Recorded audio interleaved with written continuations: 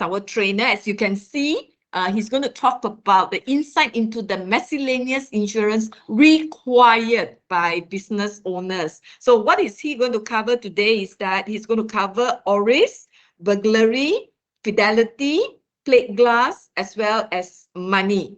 I'm sure a lot of you knows Peter, okay, as he has been a trainer for quite some time, and he has accumulated more than 43 years of working experience. 係咪啊？43啊，44啊，44唔靚啊，44 44唔靚，so 43啊，43 45啦嚇。Okay, years of experience, okay, and also you're all-rounders because you were involved in risk survey, you were involved in sales and marketing, underwriting, claims, reinsurance, training.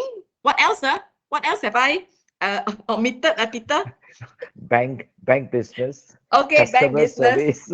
Okay. Everything I will do it. Okay lah, Pau Kaliao lah. Okay, he is Mr. Pau Kaliao. Okay, so without any further delay, so I'll pass the time to you, Peter. So over to you. Thank you. Thank you, Jude.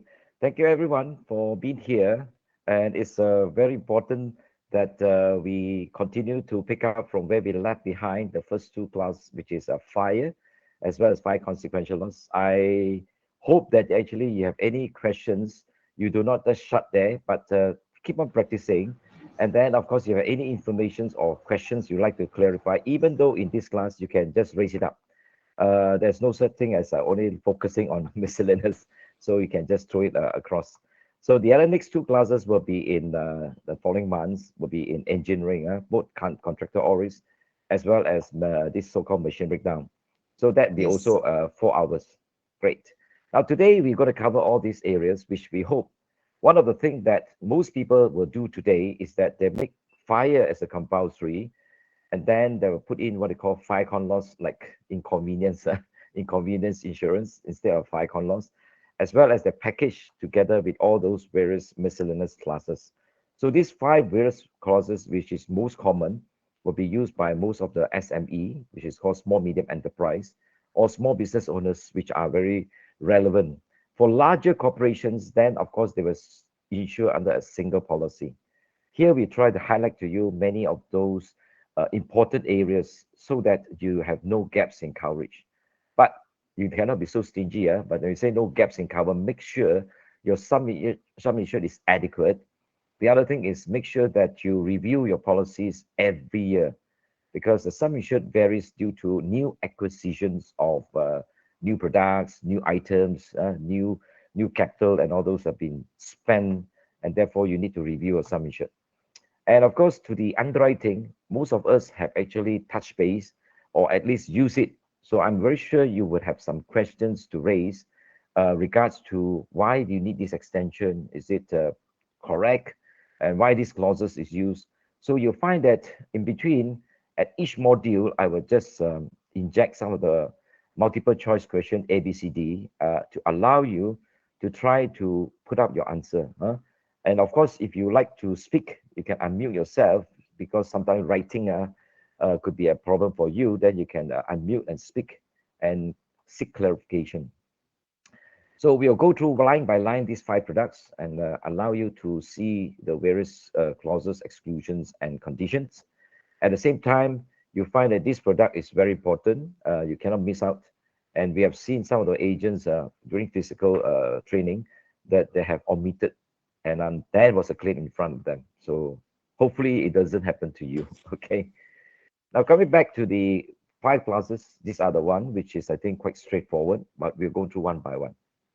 The first line of business is usually comes with ORIS.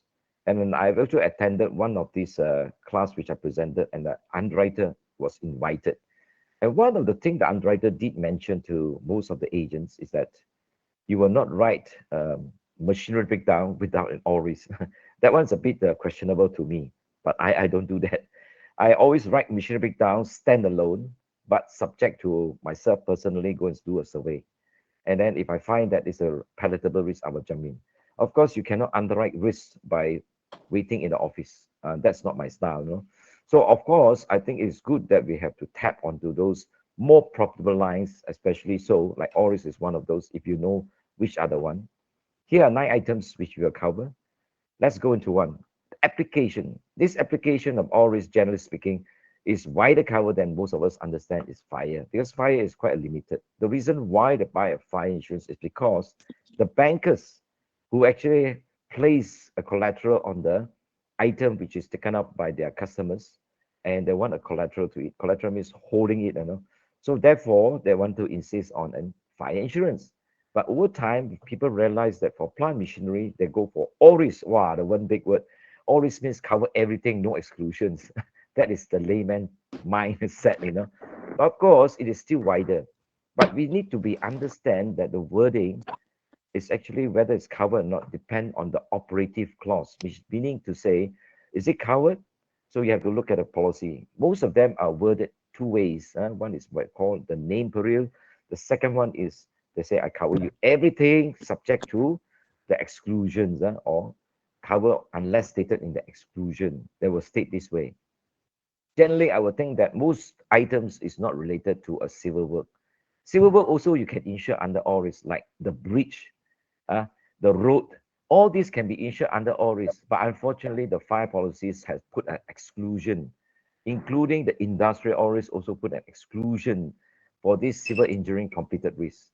So therefore, now your limitation is mainly for equipments, personal effects, and any movable items or whatever you call it. You'll find it in factories, offices, stores, your home, or sometimes these mobile items. And some of them ask for within Malaysia, some will ask for worldwide. Okay, so the degree of loss experience is very varying. So most people have lost the pens because they do not actually write properly, and they actually did not know that it goes worldwide, you know. And personally, I've written Bernama, which is those equipments for the newspaper, Bernama News, and they go to the war zone also. They carry the camcorder, they carry the camera, all this. So unless that exclusion is removed, you find that although the policy is writing the item, but when you present a claim, unfortunately, I'm very sorry to say the policy doesn't pick up. It doesn't trigger because there is an exclusion in the printed policy jacket. So I believe most of us here, when today you look at all those there's all risk policy, which is written standalone or in a package policy. I think most of the package policies I've seen goes about maybe 20 to 50 pages. That amount. So who will read it, isn't it? Most people don't read, not because it get a bit annoying to read this out of too long. So therefore, it is important that we understand and read the fine print. Only then you realize the claims comes is not payable, then only pick it up. So most of the time we have to look at it carefully.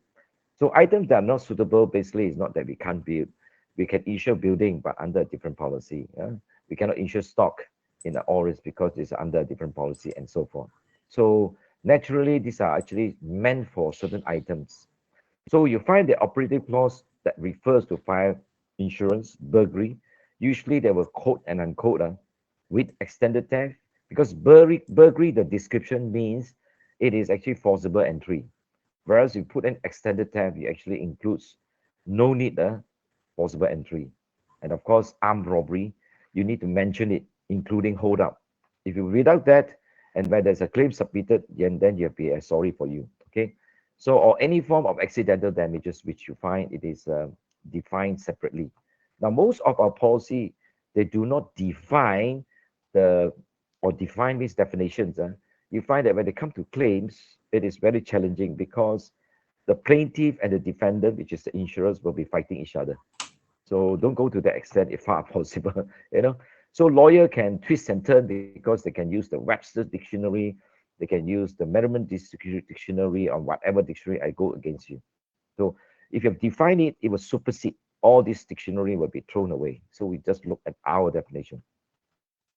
So when we write this always for personal effects, especially jewelry, collectible items like coins, watches, or any article of facts, curios, moral hazard is definitely on the high side. So it is very hard to place standalone without knowing who this person is. So the moral hazard does comes into play unless you know that person is maybe a very important person in a company who actually have an authority to decide insurance. Then you will okay. Personally, there's one of the client, it's a very big company today, who actually writes this so-called items. I don't want to tell you the name. And he says, Peter, since I'm giving you to you a direct business, ayah, you insure my watch lah. It's only not much lah. The premium only 5,000 plus. And I look at him, I say, sorry, sir, you got the wrong guy. You can place anywhere up to you, but if you think that you want to do that to us, then I say sorry. In fact, it's a takeover business from my ex-colleague who was actually going to retire. So I told him, sorry, what my colleagues did, I will not be doing it. So you can place it anywhere up to you. But I will not be insuring your watch. And I asked me to pay the premium on his behalf. That is even worse. So normally I will look at this type of people, it's like no morale. One word, no morale. And he's a very high flyer also, meaning that he stay in Sierra Mas, He's a big guy, But I say this type of people, sorry, I just back out and this is it. So all this must be written by insurers, normally relying on the agents and the customers who personally and personally recommended, whose integrity and reputation is beyond doubt. And of course, usually it is related to a corporate account with an insurance. It is easy. And we also insure some of those very important and high amount of jewelry, even for the directors, their so-called family members. It's okay as long as we know this person. Oh, it's okay one.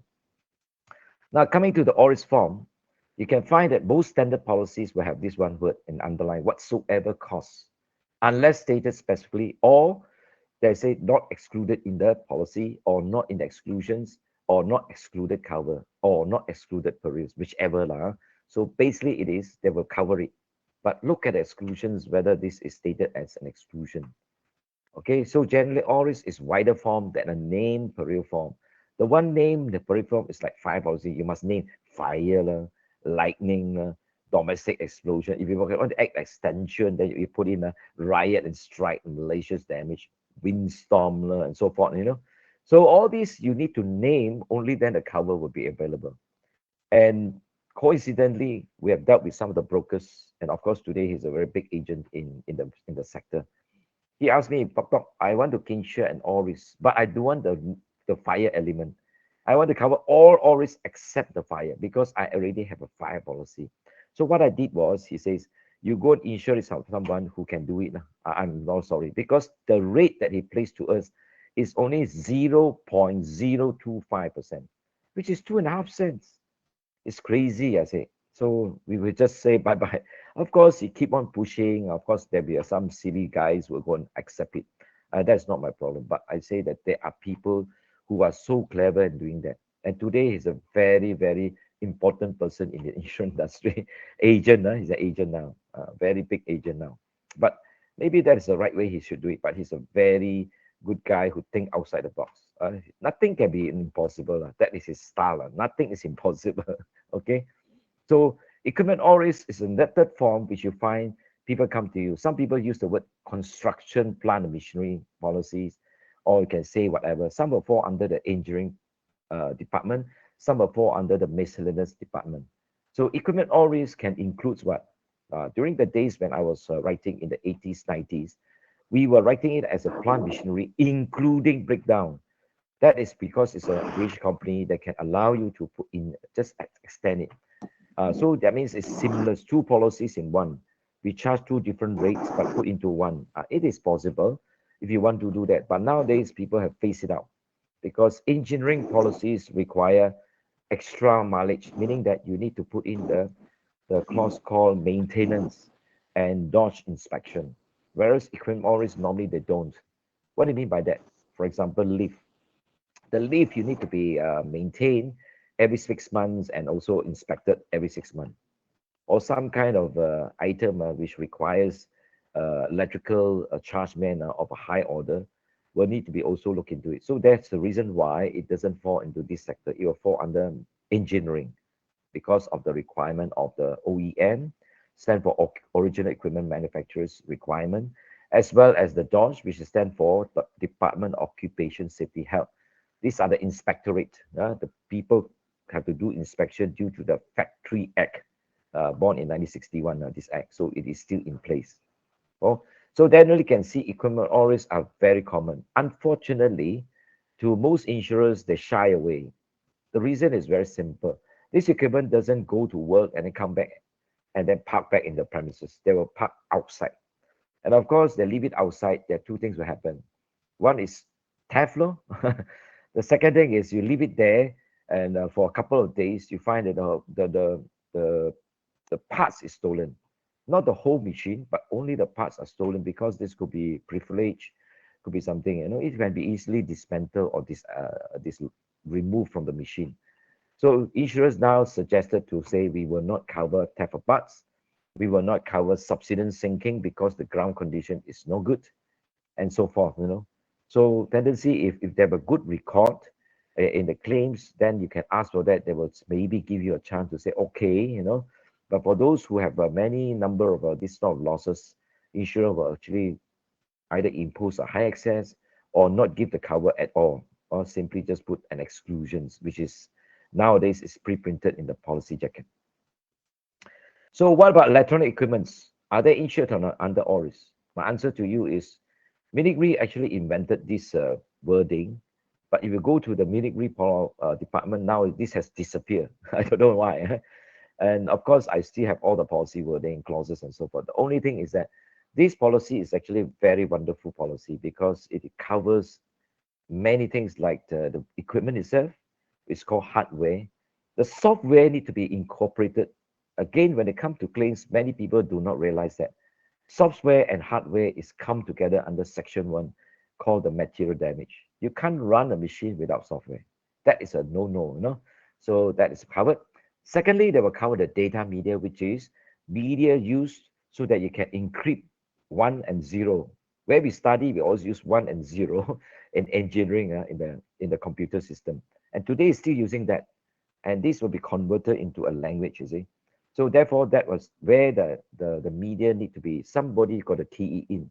So we've got to pay for cost of that media plus people to reinstate or restore the data if there are damage lost by fire or whatever. That is number 2. Number 3 is they also want to cover what they call increased cost of working, because when there's a claim happen, they need to get back to business as soon as possible. So such expenses are necessary and reasonably incurred just to get back to business. You do not make profit out of machine. Generally, you get back to business as soon as possible. Today, you find that we are going to IR 3.0, stand for Industrial Revolution 3.0. What does that mean is, when we studied that time, we realized that we use the word called instrumentation. Today, it's called automatic. You hardly find any people doing work without using a machine. The power plant, we have many claims. And today I'm talking to one risk surveyor, and he was telling me yesterday that very simple, power plant don't actually break down because it's now automated. But historically, those machines which is not automated, and now only they incorporate the automation, will find it very hard because it doesn't sync together. So a lot of claims do happen due to this. And this is all related to human being, human related. Because once you use human, it's a problem because they are not always there to man it. So electronic equipments, another thing that is good is that it is a better class compared to ORIS. Reason being is they are not portable. Most of these equipments are kept in static in the premises. They are provided with firefighting systems such as gas flooding system. They don't use sprinkler. Secondly, they are provided with air conditioning such that the environment temperature are all controlled. Thirdly, in the building itself, there's no sweating like humidity like us. When we talk to you in 4 hours, you find my shirt will be wetted. It is like because sweating, humidity. So they incorporate a humidifier. And of course, these are the heart and brain of any organizations or a factory. They need to make sure that these are protected from intruder or malicious people. So they have to make sure only authorized people works in this environment. So they have a biometric. They don't carry a card. They use their finger. They use the face to go in, you see. And of course, for certain factory which I've been, I got to wear a certain apparel, clean myself through the air, and then wear the apparel to go in.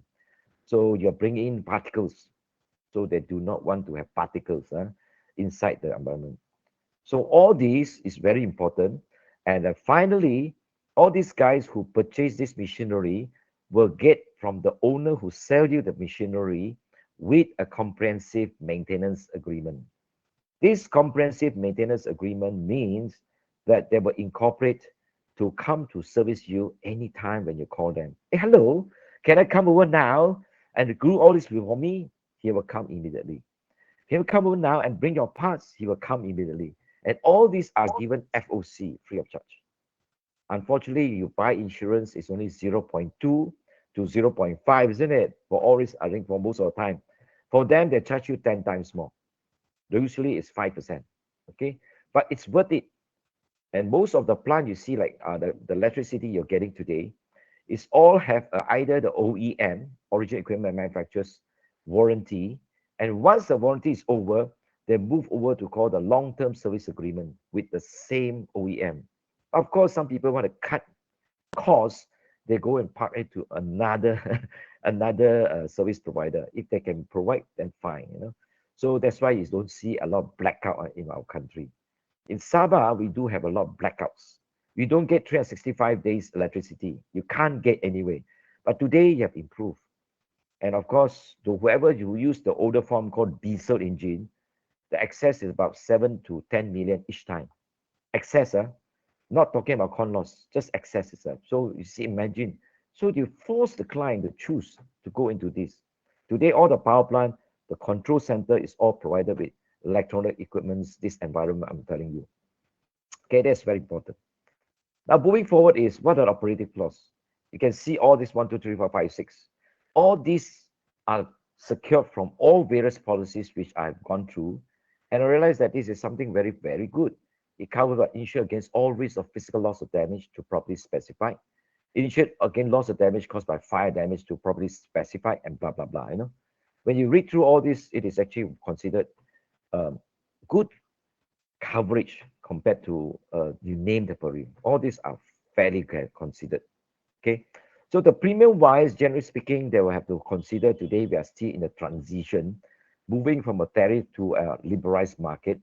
The fire rate need to be also considered inside, but not many people now follow. The reason is very simple.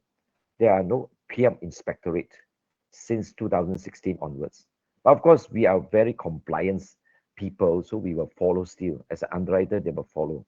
They make sure that you do not breach, the tariff rate and and then add in the perils, fire plus the burglary plus the all risk and so forth. So generally speaking, it is still okay. I would say the premium is still palatable. And of course, you find that most of the policies that we find will always have no fixed premium rate. If you quote a premium rates there, what happens is that everybody knows your rate and no need to compete, no, to see your rate. Just as long as Peter quote 10 cent or 50 cent or 1 ringgit, oh, the broker will say, okay, whoever quote this rate, just less 10%. Let Peter do all the work. And that was history. I was doing that. Everybody just cut my rate down. So I say, oh, like that. Okay, okay. So we have to actually do it discreetly with a provider called a brokers or agent who we will put 100%, 100% on this person, no second, and we work with them. But of course, another agent or broker give us a letter of appointment, then no choice, Usually we work in this manner. The success rate is very high. Okay, success rate is very high. So either we make it or we drop it because the agent or the broker did not secure it. If the agent or broker secure it, we were given the first right of refusal, meaning that I sure get the business. If I want a business, I want to get a business, I must get a business. Similarly, with the agent, we have a force. Okay, that's how we do it. So therefore, you need to also, when people sell, I bring along my colleague. Both of us are the same rank. And wherever we go together, this guy now today is a very important agent of mine. And of course, he's my good friend also. Hey, Peter, you don't talk. I do all the talking as a marketing and you just do standby as a technical. So I let him do it. And sure enough, wherever he speaks to all the client, this page on exclusion never pop up. So I don't blame you guys, because generally speaking, the tendency is that we want to be very transparent. But anyway, I leave it to you how you do it. But this gentleman that never touch on this exclusion. But you still need to know what is not covered. So some of the perils that we do not cover will be falling like number one is access, naturally. Why we need access? It's because the first layer is actually to moderate your premium down. The rate is too high. So when you put an excess, the rate will come down. That is one of the rules. Secondly, we want the excess so that most of those insured who hit with a claim, at least they feel, oh, yo, the pinch. So now they realize that they are also a co-insurer, or maybe they call themselves the first insurer. The first policy will trigger is themselves. And anything in excess of their policy, then only the insurance company come in. They feel the pinch now. They become a participant of the policy, isn't it? So that is good. And thirdly, the excess is actually to make sure that all these claims, once you, let's say, for example, we have did for something like an excess like this way, many claims. So we say we cut off this point, let's say put 1,000 ringgit or 5,000 ringgit. When we put this excess, two things will happen. We don't have to engage a loss adjuster or our claims to open a file because it's within this excess threshold. So close file. Most clients don't actually deal with this smallish claim. They will just let go, you know. So that's the purpose of this excess, is to make sure that we moderate the loss experience. So there are many reasons why we have excess, not because we like to have excess. Look at your car and my car. For more than 80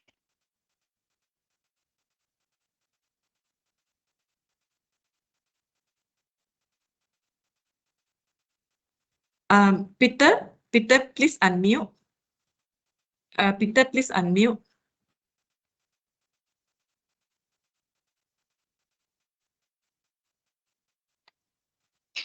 Peter, you need to unmute. I did. Okay. All right. Got it, huh? Yeah, but now we can't see the slide. Yeah, coming back. 慢慢嚟。OK. 慢慢嚟啊。OK 啦，你講話咁快嘛？OK 係 OK。啊，好慢咗咯。我 OK 盡量 OK。慢咯，盡量啦。冇太慢啊，太慢陣間辛苦瞓覺啊。Thank you。哦，OK。So these are some of the exclusion that we impose is basically is for that reason. And of course, we want to make sure that exclusion are there so that we do not cover those which is covered under fire, engineering, marine, motor insurance, and those that we cannot insure like natural hazard like war risk, terrorism, nuclear, cyber, and all those. Yeah, purposely put it in. Adrian, please unmute. Thanks. Adrian is searching for 500 over names. 500 over. Yes. Today we have Oh, 500 dear. over participants. Since you are Thank you, can Paul. someone Thank you, please thank you. unmute or not? Thank you. Thank you. Okay, so the only yeah. reason is important that you look at these exclusions. There are many reasons why we exclude. It's because of all this. Cargo insurance, you have a special policy. Engineering, you have a special policy. Fire and con loss, you have a special policy. So you go for that. That's the reason why we impose this exclusion. Of course, the important thing is that we don't want to cover this. These are already filled under that, and they're treated by the respective underwriters. So policy conditions are very important. And of course, I put all here is for show, but actually, no. The one I put in really some reasoning that you need to look at is, number one, you need to communicate to insurers wherever there is material fact. Any material changes, by all means, please inform, because this will actually affect you if they're not informed to them, and then the policy, there's a claim, because these are not endorsed in the policy in the first place. And every renewal is a new contract. Please ensure that you actually review your policies before you actually sign off, ask the client to sign off, whatever. So number one, number two, important, communicate anything that you need to inform. Everything must be black and white. Number three is we're talking about you must take reasonable precautions to ensure the safeguard of your property. Just like as though you have no insurance, what would you do next? Claims wise, make sure that the claims are being notified as soon as possible. Although the claims may or not may become a claim, at least you give the insurers a chance to investigate. In short, they can actually put that as a reserve or no reserve, and then they advise you immediately if there's no claim.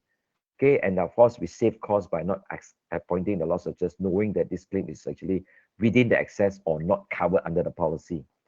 Of course, if there's any chance that we can secure subrogation or recovery action, we will enforce it.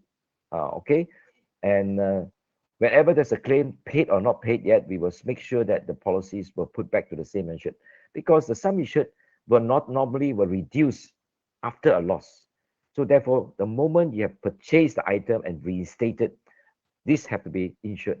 Of course, the client can choose not to insure, but I would advise you not to do that. So the moment you've been stated, just up the sum insured.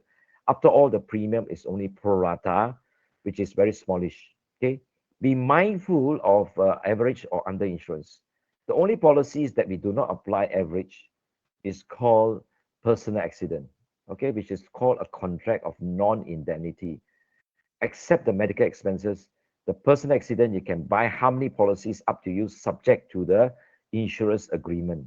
You can buy life policy, how many policy you want, subject to the life insurance underwriter. Okay, you know. So that's why I say that it is important that you take note that this average is always there. Apart from that, you find that contributions may happen, especially when I was writing a Japanese client called Toshiba. I don't know whether today is still the same. All Toshiba policies that you have purchased, automatically MSIG, that time it's called Mitsui Sumitomo, will insure for you 100%. But of course, they don't tell you. It's just that when there's a claim, you submit to the company, Mitsui, they'll pay you. But nobody will, will advise you about this. Same thing with AEON. Today you carry the card. Don't play a fool with this card. This card is very important. Any purchases that you have lost or damaged the item within 7 days or 10 days, I can't remember, you can go back to Aeon and claim for insurance because it's all fully insured. Because we pay premium. And of course, we also make sure we pay claim. Okay.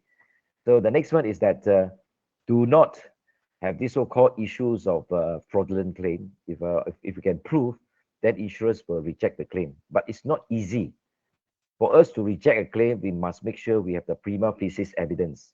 Okay, so arbitration is hardly we do this because most of these claims are not really big. Unless it is something blatant, then we go for arbitration. Usually they will do mediation in the office to clarify and solve the problem.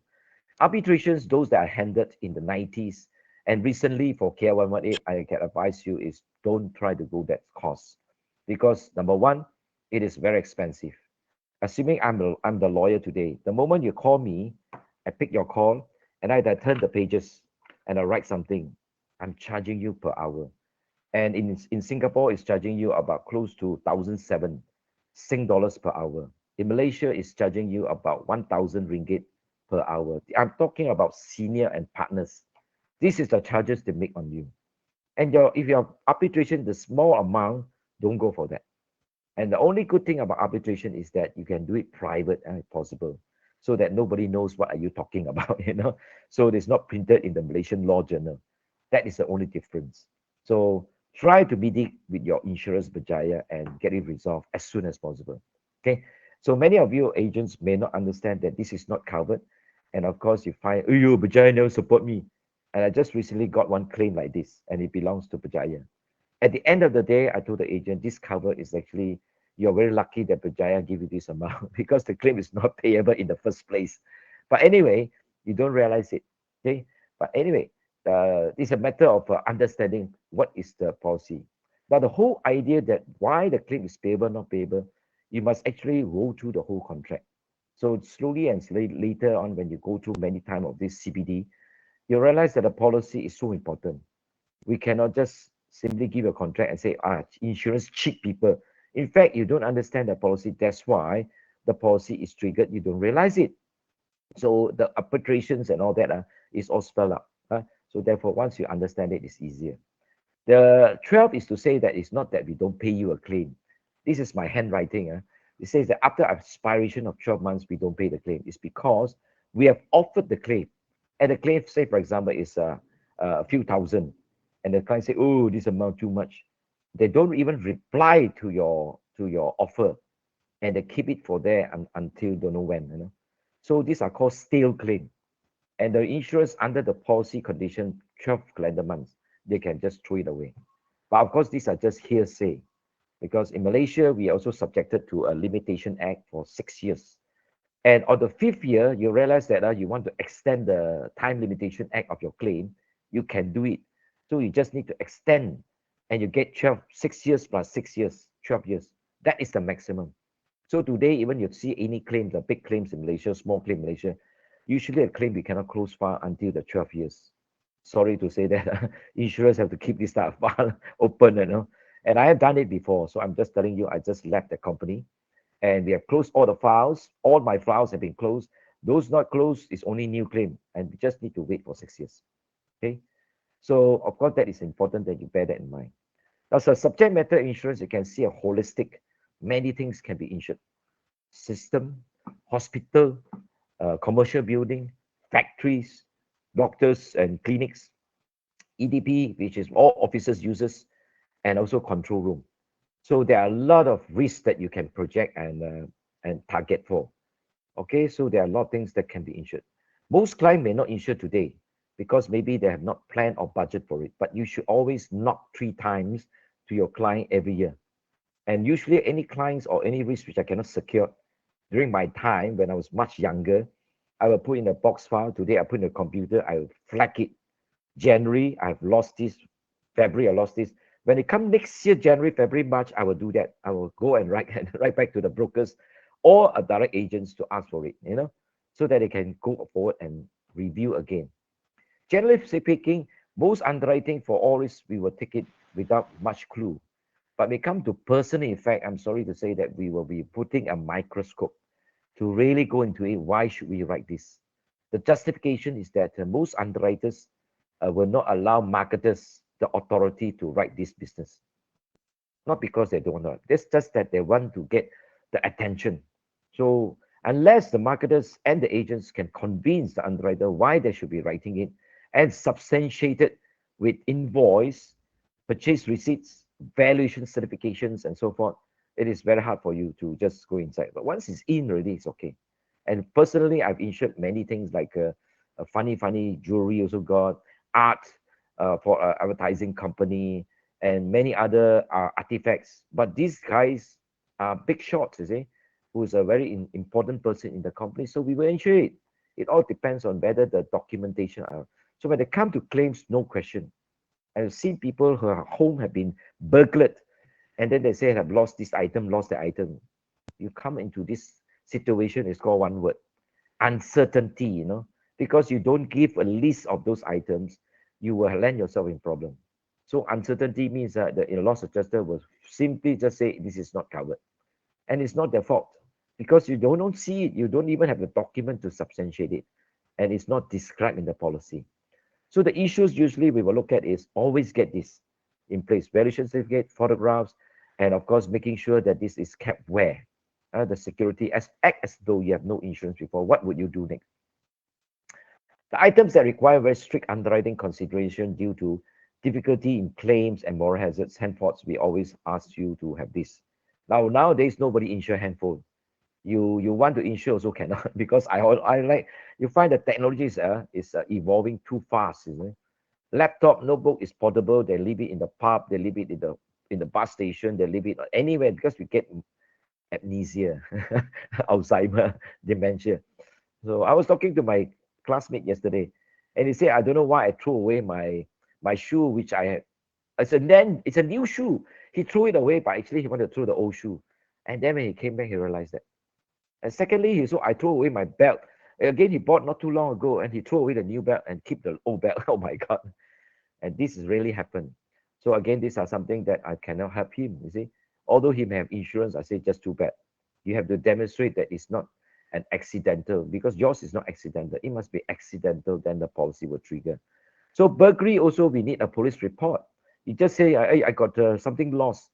This is something could be misminded, absent-minded, could be mysteriously disappeared.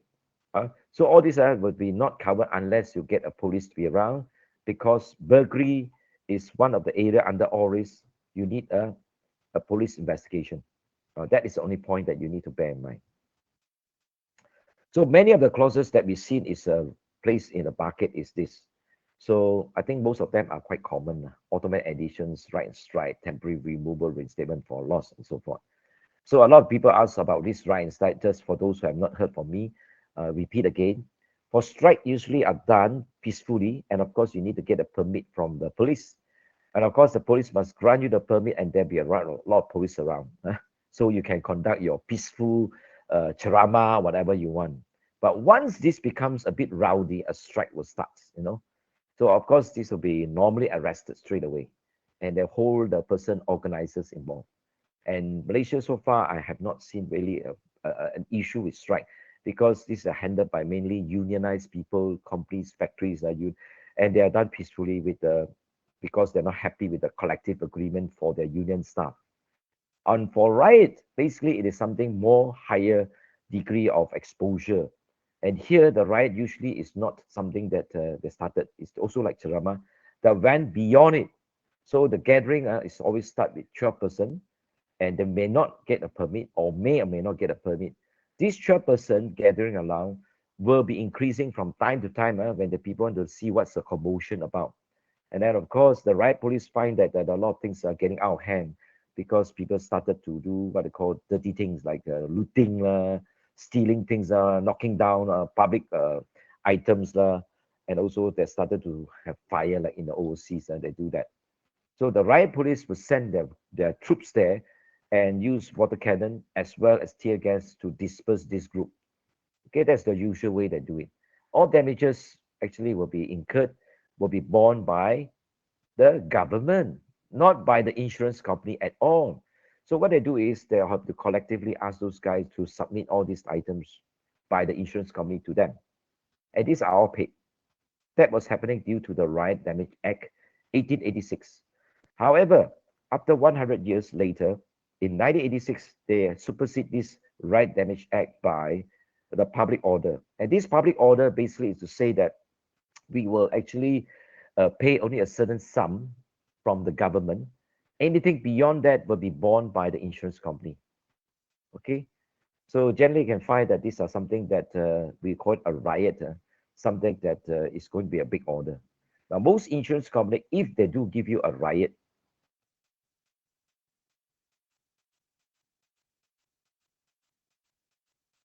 Peter, Peter, please unmute.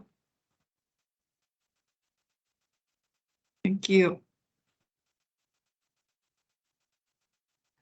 I must be Adrian. Adrian, don't unmute me. Don't like that. No, Adrian didn't unmute you. Now the participant is so quiet, okay? Nobody unmute anybody. Okay, please Yeah. continue. Yeah. Please, 1 second.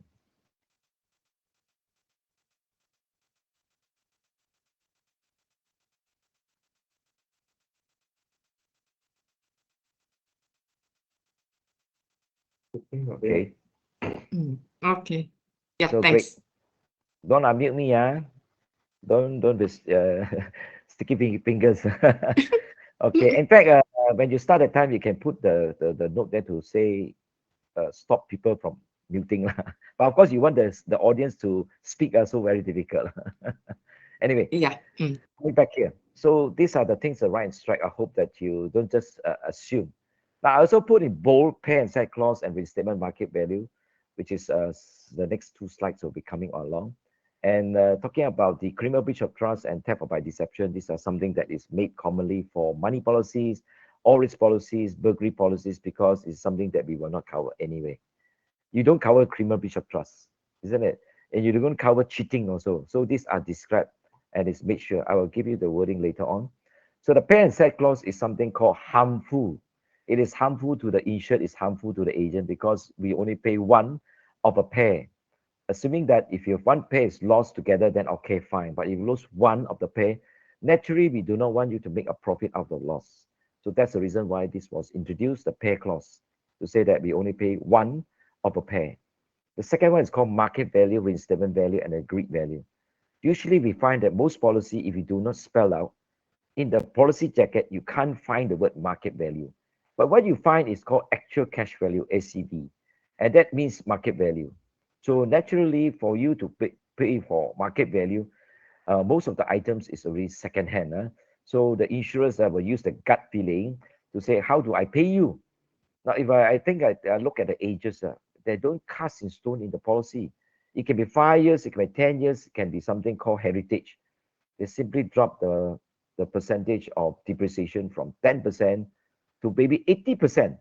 So in short, you only get 20% of what you have insured. So naturally, many people get angry. And this happened to most of the householder policy. I got one of my friend who actually have a camcorder, a DVD, which cost 2,000 ringgit. Those were the days when I paid his claim was only 200 ringgit. It's brand new, higher specification, much better. But he says, why am I going to insure 2,000? You pay me 200. I say, you look at it new for new. They have not lost anything. But only thing silly is that you need not review your sum insured. That's all. Nothing to do with insurance company. So as an agent, please be mindful to review your sum insured of your client, because previously was insured a very high value. Because of technologies, the price don't need so high. So the normal thing is that you will always come to a dispute as to the OEM, why this item is such a high value. So we always go for what? Usually we look at items which is a different brand. For example, you have a brand called Lenovo. The next brand could be a Harley Packard. The next brand could be Mitsubishi. Always go for the same so that you do not get these issues about this amount. So how does the loss adjuster know that this is underinsured? The only issue is that they look at the OEM to check, cross-check the suppliers and so forth. What would this item be? And will you insure on RVC or on agreed value? If you do not have this clause reinstatement value or agreed value, naturally it becomes market value. So they will price it down. So if you cannot get the distributors or the OEM around in the market, naturally what they do is they will actually apply by using what they call the loss adjuster uh, professional.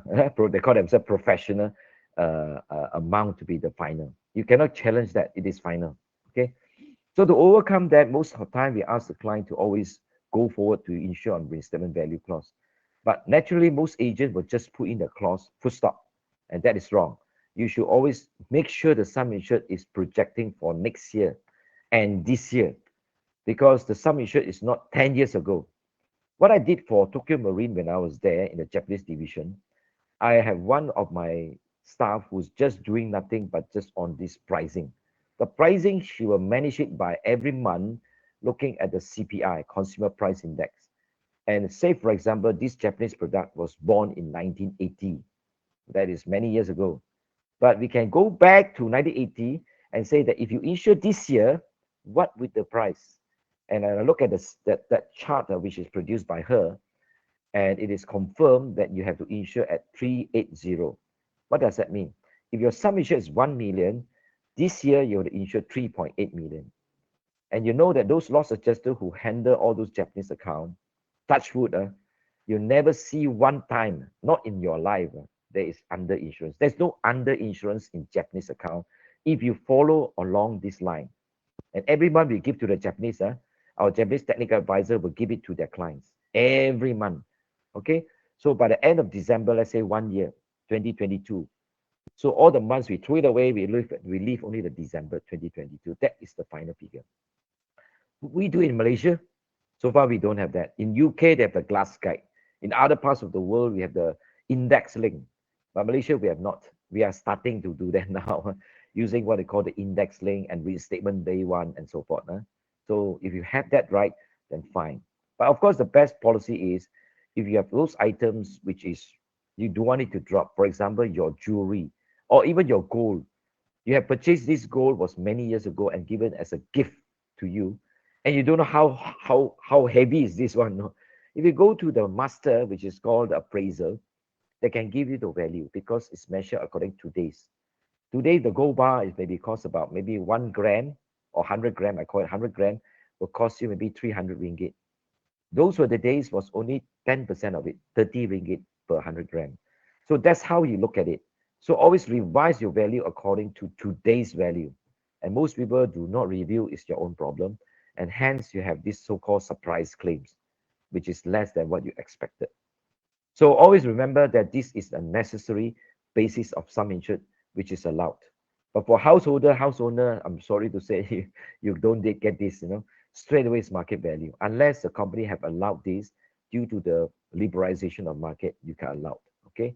Otherwise, you make sure that you get the valuation right. So I remind again, who says this is underinsured? Loss adjuster. So the loss adjuster have a way of doing it. Maybe you either get them the appraisal form or the loss adjuster give you another form to confirm this is the value, but at a price. That is okay. Okay. So the territory limit for all risks is sometimes stated as premises risk. Again, this is because we don't want this machine to be portable. But if you find that these machines is insured, which is also portable, you can discuss with your marketers as well as your insurers to have it extended to be the territorial limit to be Malaysia. And for those who are going overseas with that, like my laptop, then you can go for anywhere in the world. Okay, I carry my machine anywhere in the world. Anyway, I used to travel anywhere in the world with the laptop. So important thing is that you need to be alert and you pay slightly higher premium. Just like you buy a plan, travel insurance plan got premier, got the standard, and also another one which is just a ordinary plan. So you want to buy a premium plan, of course, naturally you get a higher premium price. And of course, you insured with wider coverage and also with a lot of exclusions removed. Okay. So the request for underwriting information, generally, I would say that it is quite simple. The first few things that were asked for is number 7, claims. Normally, they don't go back beyond 6 years because the time limitation act says is 6 years. Secondly, they look at where these premises and location are. And of course, they will know that this risk will be actually secured at the end of business hour. Okay, so that is important. And areas which is placed offshore, oil and gas premises, they may not want to come in. And also in those like construction site where they are actually in a very aggravated environment, they may think secondly whether to insure, okay, such as for example the port area. And yesterday I got a long list, and this is for one of the client. I cannot disclose to you the insured, and I'm reviewing the sum insured now and the rates. Now the question is, just only the item which is not insured under IAR, the sum insured is actually cost 5 billion, my dear friend. Okay, you talk about those IAR with the equipments, it is about more than 5 billion, you know. So how to rate it, you know? Of course, I have to look at the machines and see whether these are placed correctly. My first word in my mind, I will tell the brokers and my consultant, because they're coming to me, I say, did you insure on RVC market value agreement? This is the first thing I will ask. No other things. Because it is you who will tell us. And when I say reinstatement value, means you have to make sure you have the appraisal done, or at least something backing, because when it comes to claims, you land yourself in dispute. Okay, all these items, then name it one by one, my dear friend. So it's important. And the other thing is, in the port area, I'm very, very sure you and me cannot go in. You want to go in, you must have produced your IC a few months or few days earlier, lock in, then only you can access. They won't entertain anyone. So the chances of a theft is zero. Unfortunately, most of the claim arises because these guys work 24 hours. So they drive the crane into the sea. And this doesn't happen once. It happened many times. Those RTG, road tires gentry, that leave your container from the vessel and vice versa this way. Okay? How many claims have I paid for one insurance as a reinsurance? Many. Easily about 50 to 100 claims, easily, because they do it very fast, very tuned. But all you need is just one mistake, bum. And it landed on the vessel, damaged the vessel, damaged the cargo at the port, damaged something here, damaged there, you know. And there are hundreds of them like that. Some are payable, and most of them are payable because it's called legal liability of the operators. They won't insure here, they insure under another policy. You see? But the question here is we need to know that they have to do it fast. They have to really do fast because time is money. There will be they will charge them for demurrage, means delay to do all this type of work. Okay, so history tells us that there are times the things that we will insure but with the excess. How much is the excess? I remember the excess was 50,000 to 75,000. They're two different categories. So question is the security is very important. Secondly is the protection of fire. So initially I mentioned to you about EEI. What's the loss ratio of EEI? My answer to you, the loss ratio of EEI is kosong. But unfortunately, they included fire. So a lot of claim happened due to fire, and it's not kosong anymore. Okay, if you have taken out the fire, I can assure you there is no claim under EEI, almost zero. Okay, so only thing to do is to deal with the fire. That's all. Okay, so most of the time, the insurance marketing and insurance will ask you, what was the previous company rate? They will ask this question. Unfortunately, it is sometimes not easy for you. And agents will tell me how to get the rates, isn't it? I don't know the rates, so it's fair. But if you know the rate, why the insurance is asking this is because they want to match, or maybe they want to price it down further because you got a good claim loss ratio. Now, again, when I say claims, I'm referring to those claims are called not paid claims. I'm referring those called outstanding claim and paid claim. But most of you guys, when you get the claims from the insured, it's always paid claim. In short, it is wrong, you know. And the premium, you cannot use the premium which I show you, I give it to you, because it is not earned yet. So most of this, we have to massage the figures before we can give you the correct answer to say that your claim ratio is creditable. Okay. And usually we do it over 3 years, 6 years over time. Anything more than 6 years, we just put it aside. So question, of course, I can't see the answer. I leave it to Adrian to tell me, what are the type of policies you find the personal effect in this market? What do you think? Just put in your chat box so that Adrian and June can see.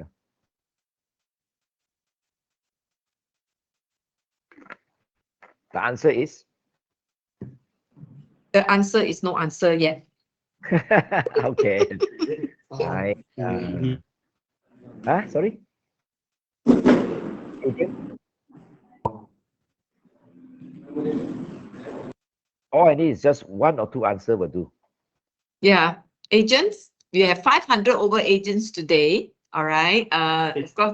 Okay, we have 603 inclusive of our agent. Okay. Tan Kim Hop says D.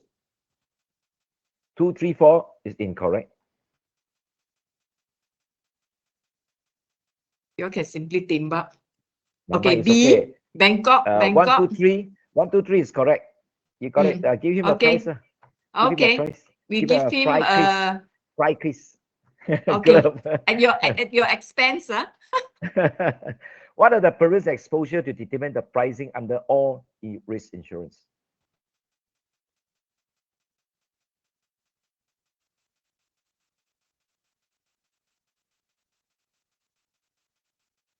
Okay, someone answer B here. B, 1, 2, 3 is incorrect.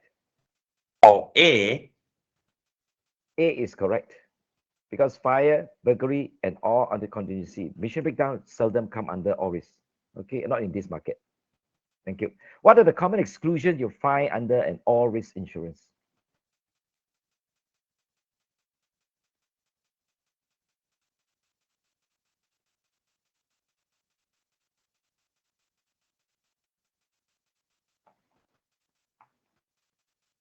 This is to Okay, test you to make sure that you are very sure about your policy. Yeah. Someone answer C. Someone answer A. The answer C is correct because B, the 2, loss or damage caused by accidental dropping is a cover. It is not exclusion. Okay. What are the conditions you find under the all risk insurance?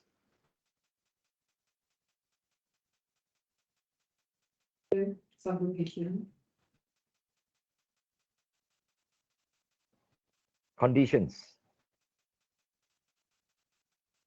D. No. Sorry, what? C or D? B or D now. B for Bangkok, C for China. Yeah. Both also wrong. How about donkey? Yeah, because you see, premium warranty mana the condition. This is to be a devil. I'm a devil. Remember, what are the reason that all risk insurance for personal effect is written?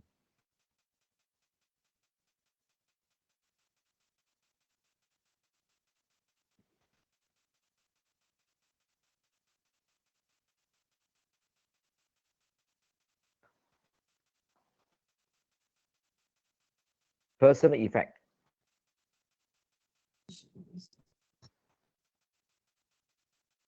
Okay, someone answer donkey. Someone answer C. C is correct. Okay, 1, 3, and 4. 2 is say what? The insurer is required to insure under contractual agreement. That is not the reason why we insure. Okay, so usually they go under what they call contractual liability policies, whatever, because it is necessary to insure, and the agreement state that you have to insure. Okay. Anyway, you will find these clauses in all risks for personal effect.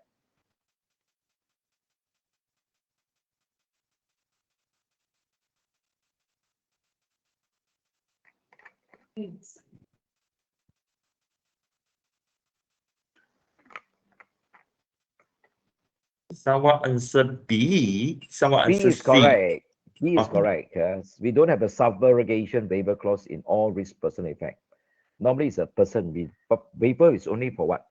Normally for a company, you ask for a subrogation waiver to your subsidiary company, subrogation waiver to your associated company, that's all. Company lah. For individual, we don't have this. Okay, now you're learning very fast. Okay, what are exclusions in equipment all risk? Now, equipment are not all risk, equipment all risk. Okay, someone answer B, boy, for Bangkok. 1, 2, 3. Mm. Incorrect. Or C, D, D or C? D for cat. The first one you answer what? A, B or C? Early on. Just now someone answer Bangkok. Bangkok. Second Now answer, someone answer China China or Denmark. or Denmark. Then everything are A, B, C, D lah. Except for A. America, no one choose. Okay, But it's now D got lah, people D. choose already. Donkey. Because equipment can be operated at contract site, you can insure under equipment all risk. Okay, so for 2, 3, and 4 is wrong. Okay, very good. So we continue. We only stop around about 11 o'clock thereabout. Because we finished about 1. Now the second one is burglary insurance, which most of us understood. Okay, thank you very much for putting your answer. Now you know your question is that you're not very sure about your policy. Those who make some wrong error. It is okay, because the whole purpose is to excite you. It's just I use electric wire to excite you. Then you know that how good are you, Okay. Now the next we go into these 8 topics. Not much different from the ORIS, but it's just something on related to burglary. I have actually one very classic example of a building insured by Tokyo Marine, and I was in the Japanese division, I told you at that time. And what happened was the whole building disappeared. And the Japanese came to me. I told them, huh? Did you insure it? Do you have a sum insured? He said, no, arigato, sorry, I told them. Because you don't insure a building. Usually we only insure movable item. So the moral of the story is that make sure you don't accidentally put in immovable property. Immovable property, yes, you can insure that if you say, for example, it's static. The item is static, but not a building, isn't it? So normally we will always make sure movable and immovable is related, not a building. Okay, so that was not payable anyway, just to let you know. So the other thing is theft. Theft usually is, I would say, we will only relate to not your employees are stealing it. If your employee stealing it is under what? Fidelity guarantee. And not the member of the family also, because those are sometimes small business owner. They use their family people to work. And I really have heard, I don't see it myself, that the run of the relative keep on stealing the money. But every day he say, hey, how come I don't make profit one? And it's sure enough. 3, 5. That is the issue. Adrian, you forgot to mute yourself. Oh. Never mind. Theft policy covers theft involving entry to and exit from the premises by forcible and violent means. This is the standard wording we cover. But actually, you have to look into the burglary definition. But just for purpose, people assume. Now, the only thing is, how do you prove that this is a burglary is that we look at only visible mark. Got shoe, got hand, finger. That's why the police, the first thing they do is they dust it. They use a duster to dust it to make sure they get the thumbprint, the footprint, to make sure that actually there is a forcible entry. So if you want to be a thief in your own home, you do it like this, so that the police know that it is a burglary, not done by you. Then okay, you can file a claim, because the police will do that. Okay. Of course, for the insurers, when I was a loss adjuster, what I did was they call many people, call a lot of loss adjuster. Then by the time we go there, and it's a jewelry which is breaking in Pudu, the Pudu Plaza. And of course, we sit outside, waiting. Then the police go in, close the shutter, they do whatever we don't see. First thing, he will take the CCTV and the recorder. Okay, that's taken already. Then, of course, he will check anything which is missed and dust. And after they've done the job, only we walk in. And surprisingly, I don't know what, maybe it's by mistake, we find that some of those finger ring finger, some of them is all stacked nicely, and in the middle there is one or two is missing one. So I know that this is definitely not a theft. It is just maybe the staff have taken and sold the item and put it back, maybe. But I think that is possible. but we have to make sure that this is part of the claim. Okay, so all this will be done because of to make sure that this is a real claim. It is broke in. You must comply with the operative clause first, breaking in. Then after that, we go into details to identify. And in the stock card, the first thing I do is, if let's say the stock card is so long, let's say it's so big, and then and let's say they're written down here, and then I will just cancel here, because I make sure that they won't use, after I left already, they're going to include more than how? They use handwriting to include small business owner, so we slash it off already. And of course, we also check against the computer, because computer will never tell lies. So the biggest claim I've handled so far is a 3 million burglary claim called KU Resources. And of course, one of the insurers that actually is so silly, they're going to insure this item, which is a third-party warehouse of 3 million. So I told the Andrea, who was my friend, why you insure like that? I don't think she knows also. But anyway, it's a theft already. And it was a genuine claim because the lorry come in and go back, come in, go back, come in, go back like that, until almost 20% of the goods are stolen. Only 20%, 3 million. No. You look at the warehouse, wow, still a lot. Plenty. You can go a few days and finish all. Today, they are also insured. And I think this is the biggest distributor in Malaysia. And now they moved their office to Kota Damansara. And anytime in the premises could be 100 million of computers. 100 million. And all this were distributed the whole of Malaysia and maybe overseas. Okay. So the question here is, we must make sure that this theft is provided with security. So after the loss, I told this gentleman, I forgot his name, Mr. Ho or Mr. Chua, you got to do something. You don't trust your security, you don't trust anybody outside. Trust yourself. Only you is you. Because the insurance will not be so kind to you. It will not cover you at all. And this report card will stay with you forever and ever until 6 years later. You can throw it away. Meanwhile, the first 6 years, you got to declare as a material fact. And he did it. So I have two type of security. One is with the handgun, really gun, okay? The other one is actually the normal type of guards, all uniform.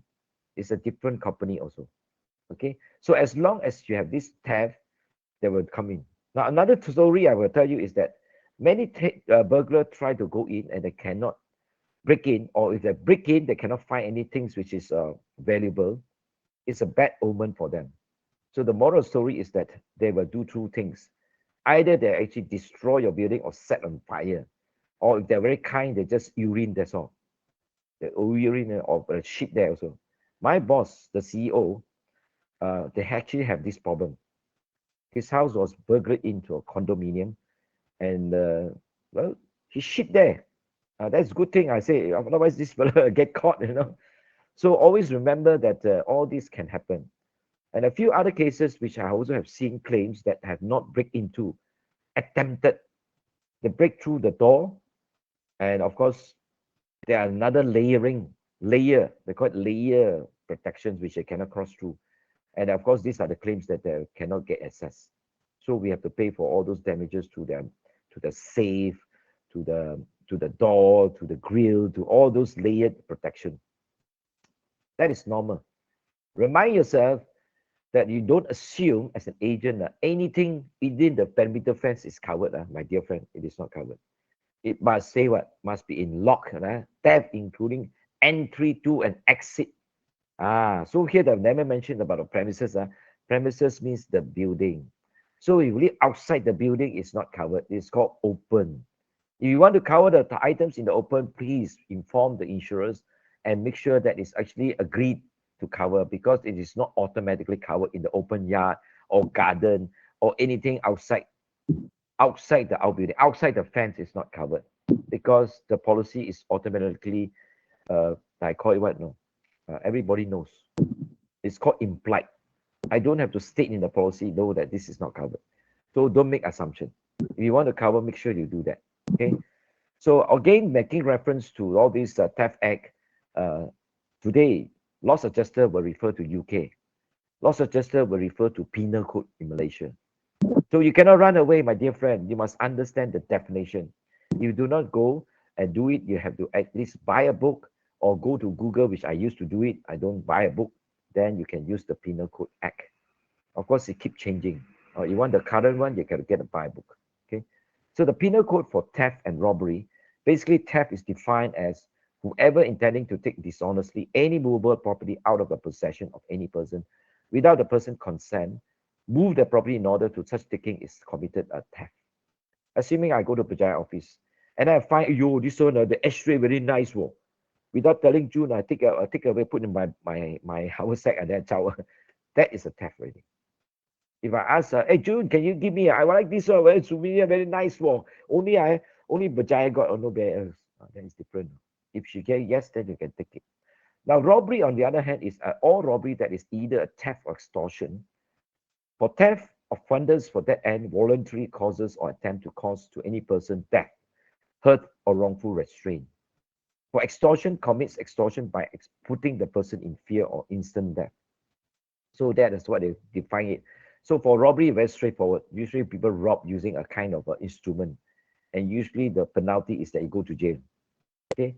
So for definition found in some of the burglary policies, you find that it always defined in this way. Usually this is actually called a criminal act, and from which the premises by a person making criminal entry therein by actual force and violence, of which force and violence that are visible marks made by tools, explosive, electricity, chemicals, upon which to enter. Now you haven't seen real life. They use car jack to push through the wall and the breakthrough. Of course, this is happened in Kuchai Lama, and there's a shop there. They're selling what they call electrical circuit breaker. Very small item. Every household will have that called ELCB, because in case the power line, lightning strike, they will trip your distribution box. That is called ELCB, so that it will not damage your TV lah, your fridge and all that, because it trips, But small but expensive one. It's portable. It's so sellable, So this guy, I went there and see. The broker brought me there. I saw, yo, why the signboard the advertiser? What are you selling? I'm selling jewelry.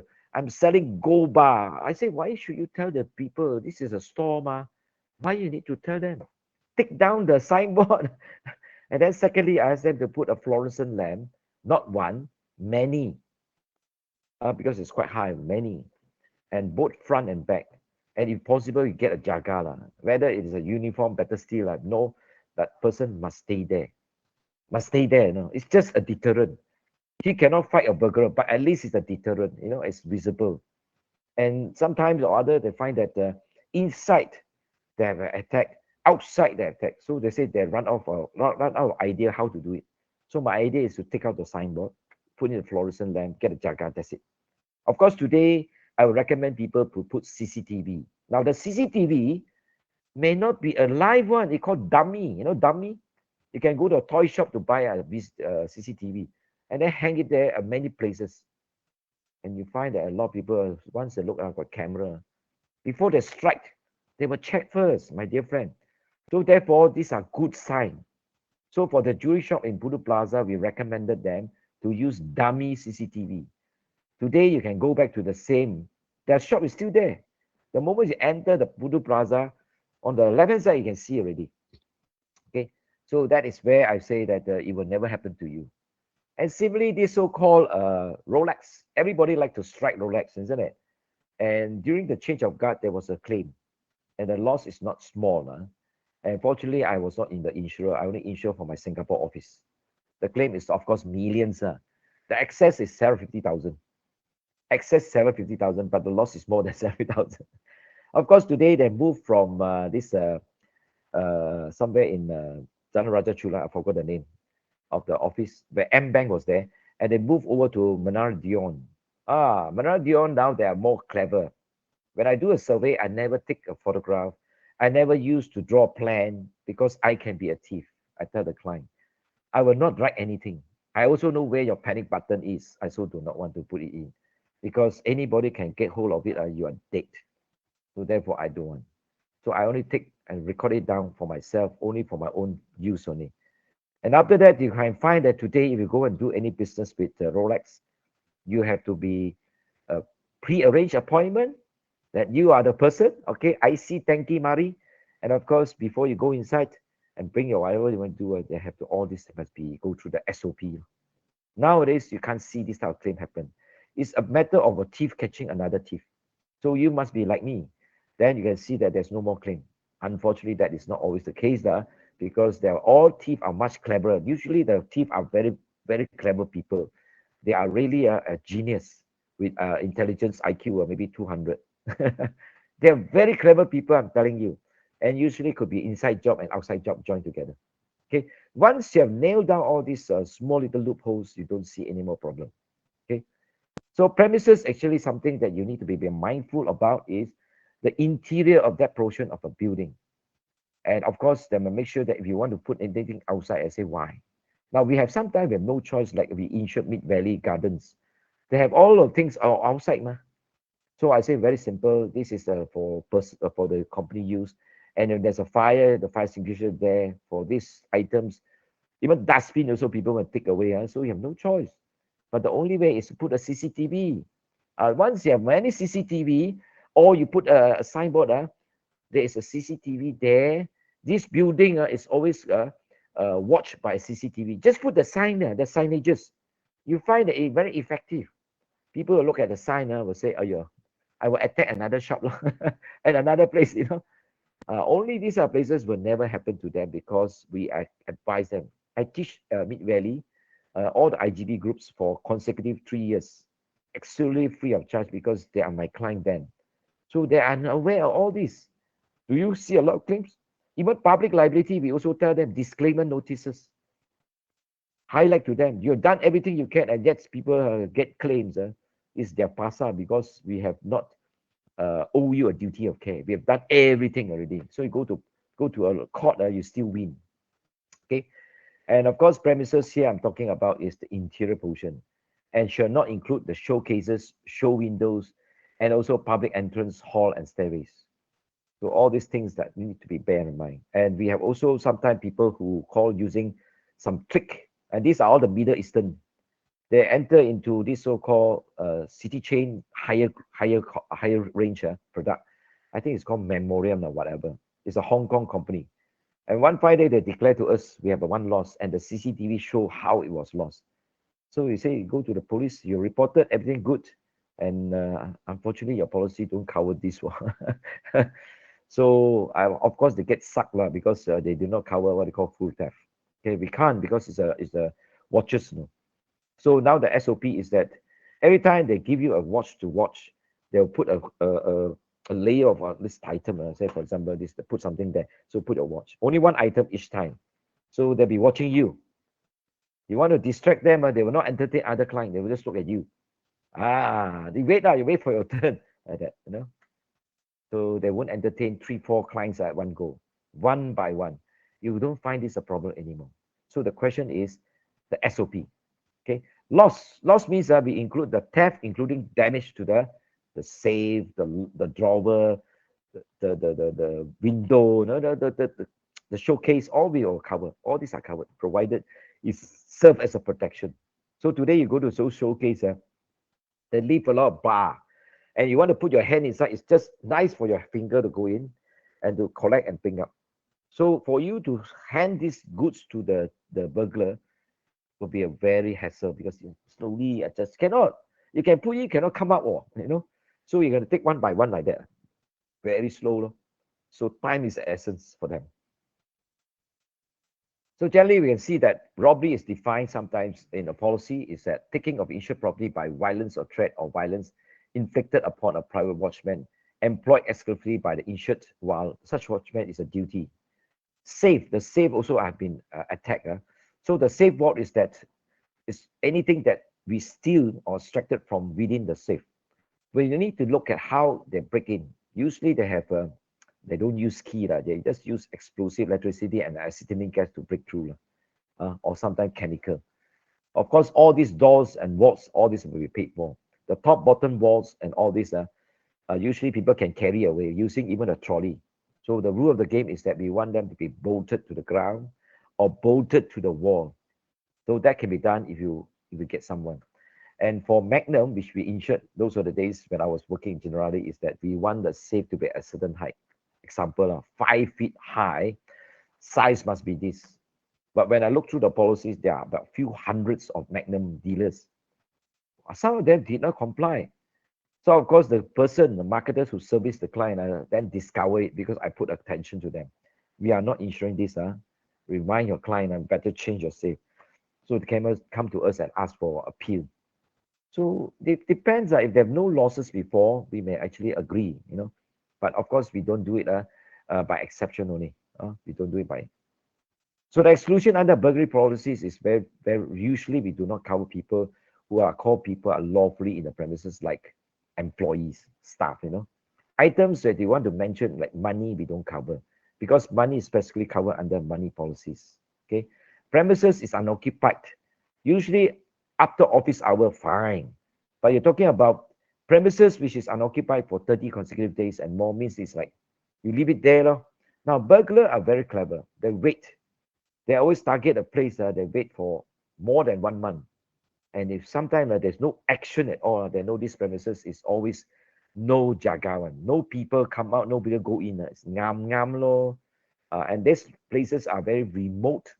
And at night, it's dark one, very nice law. They like dark places. So that's where they put a target. And there's no fencing, no outbuilding. They just walk in and the premises is there already. Okay. So anything that is like this, we will not be considering cover. Other thing is that these are quite standard. We don't cover what they call war risk ionizations, public authorities, consequential. These are standard. And the other thing is inventory shortages. Inventory shortages you only discover during stock check. That is not part of the claim that we pay. Okay, so important point is that you need to ensure that these inventory shortages are not something that you discover when you do audit stock check, because you have to prove that there is an incident of a break-in, because it's called forcible violent entry. Oh, so apart from that, I think it's a natural disaster, all the cover under 5 policies. Policy conditions, again, are quite same like the always few things that I need to highlight is maybe is nothing. It's the same. Claims just notify the claims as soon as possible. Number 4. I think it's just like the always policies that we have a similar type of policy condition. And then clauses, people with tendency will ask for full theft, and it's just like a standard operating procedure. They will ask for it, and insurers will grant provided they put a sub limit, and also they wanted to know that they have previous losses or not, and whether these items are valuable or just stocks. Stocks should be okay if necessary, and of course they have security arrangement during business hour and after business hour. And robbery hold up also standard. They will actually ask for this cover, although people may not use hold up and robbery. First loss is always given without average, meaning that we purposely insured less than the full sum insured. Of course, naturally, we accepted that. And when we price it or quote the premium, we will always quote first loss slightly higher than full value, isn't it? How and when do they insure full value? The time when I get a claim, the time I get a proposal to insure is a 50 million sum insured, full value. And this is part of the line group where they want to insure all the raw materials coming from overseas. And these raw materials, as you know, are not billets, are just lousy scraps, scraps. To us, you look at it, what is this? But the bank insists to have a full value. They try to place in the market, sorry, tapole. So finally, they insured themselves, 100%. Any claim? The answer is no. Reason? If you've been to Line Group, Mega Steel, and M Steel Mill, to go in, this guard will be carrying a gun, my dear friend. They ask you to open your boot. You go out, same thing. Open the boot again. And you carry the gun. So how to go in? So the chances is that there won't be a claim, isn't it?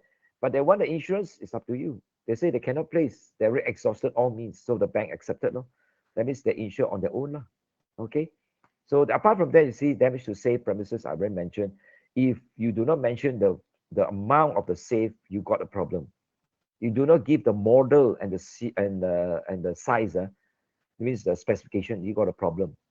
So you make it known to the insured, to the insurers better. And of course, you want to claim for this, it's usually payable. Say, for example, I want a 5,000 and this is insured for 5,000 on the safe, and this safe is called this brand. You can, but you must name it and the insurers will look at it and okay. So burglar alarm warranty is usually imposed wherever, but not so much in a shopping mall. The only time I've seen a person who put in a burglary alarm is like city chain, they still have an alarm. All the jewelry shop all got alarm. Apart from that, nobody would put a burglar alarm in the shopping mall, unless the reason behind it, they are doing with very attractive items because they don't believe this building is safe. They have the shopping unit, but they don't believe this is very safe also. So they also put it in a burglar alarm themselves. So these are insurance imposes. Of course, this alarm must be followed diligently and comply.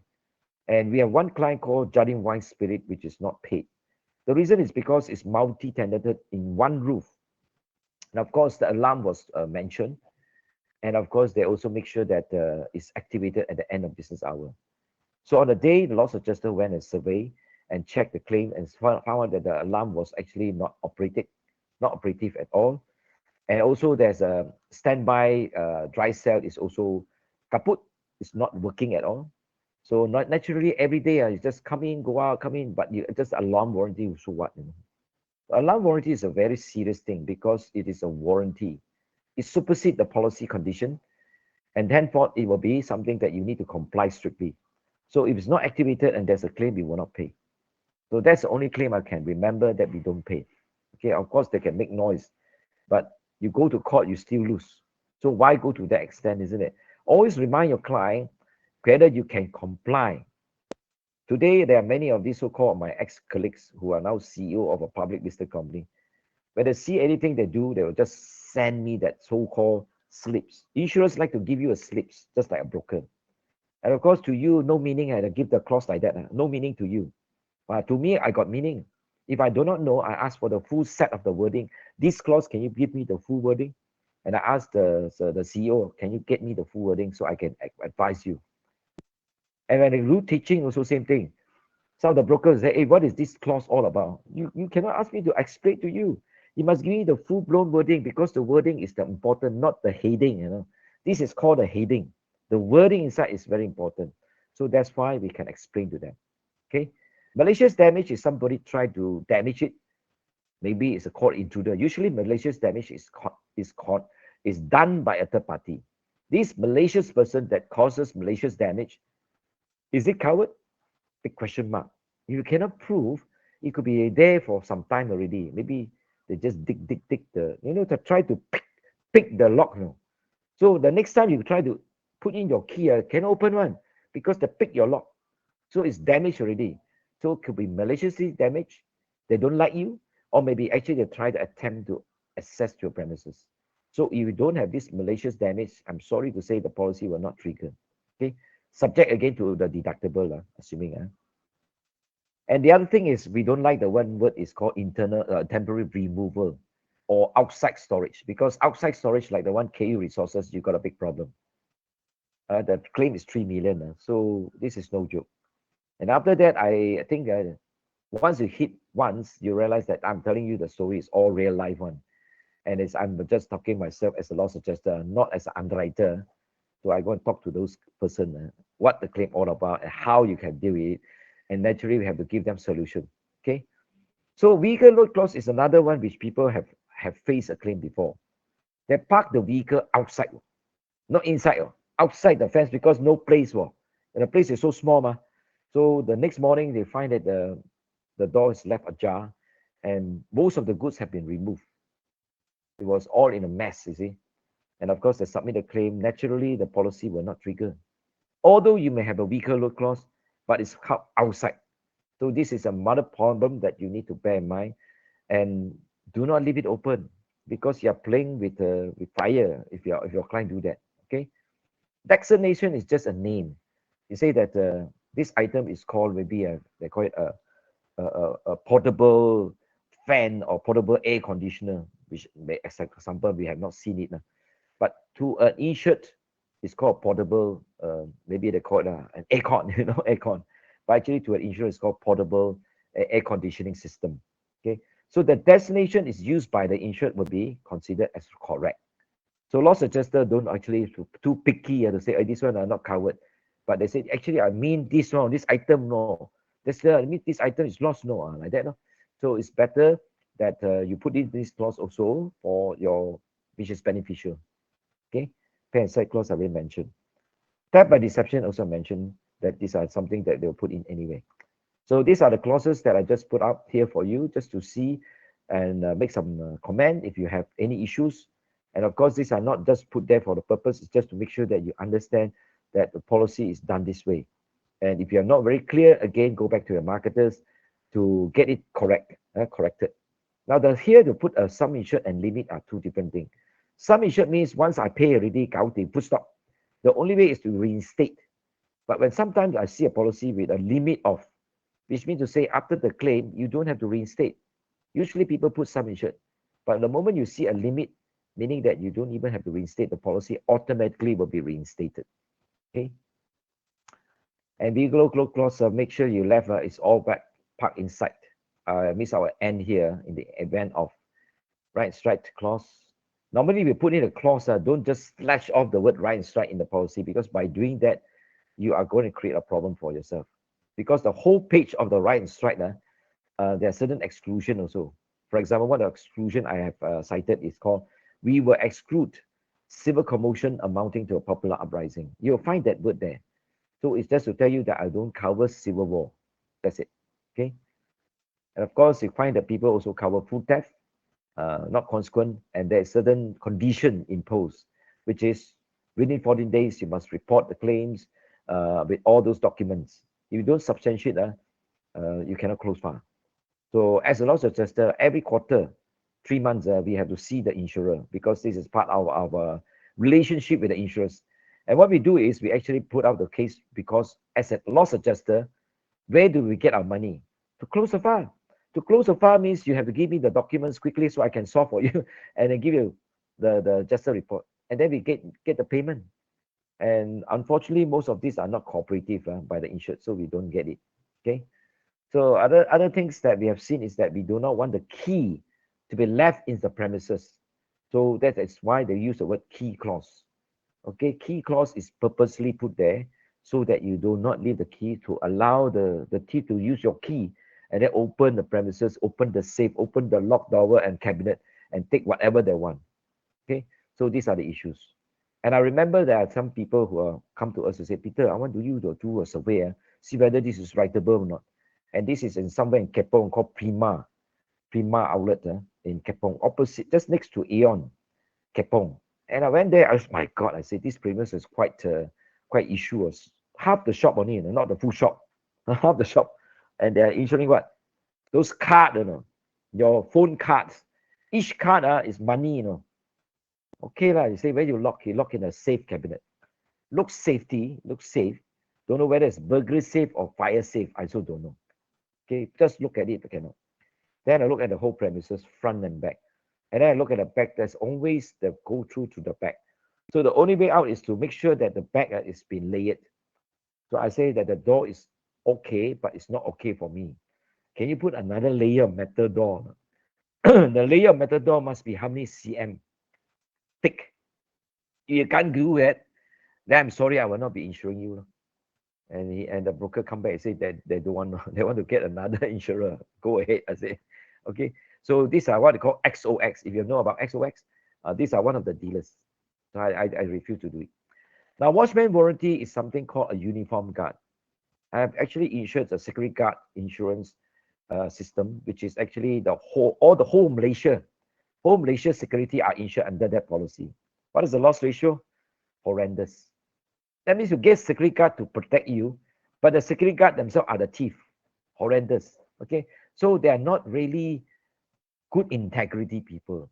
They are not trained by the police, yeah, and all those guys. So I find that it's something that is silly just to get, but you must get those guard which is reputable, and the contract, the security guard system is they has always signed a guard contract. Make sure the agreement is drafted by your own insured principal. Your insured is a principal, such that they are liable to pay how much. The standard system only pay you, if I'm not wrong, 12,500 only. Let's say, for example, the guard sleeping on the job and then they have a claim. How much can you recover from the security guard company? 12,500 only. So I tell them, you draft your own, What you want, you put there the limit, ask them to docky and sign it, and then they will be responsible. And then you're safe, on the safe side. So I will read through the whole contract, see what are the things, but the contract are quite standard. The only thing is you look at the limits, okay? And also make sure that the warranty is there, that the safety guard is compliance. And there's one claim under OFS, whereby this ombudsman for financial services was brought, and she was in my class in MII when I was teaching. And she asked this question. Hey, Peter, I got one client who come to OFS, and I'm just want to hear from you your opinion as an insurer.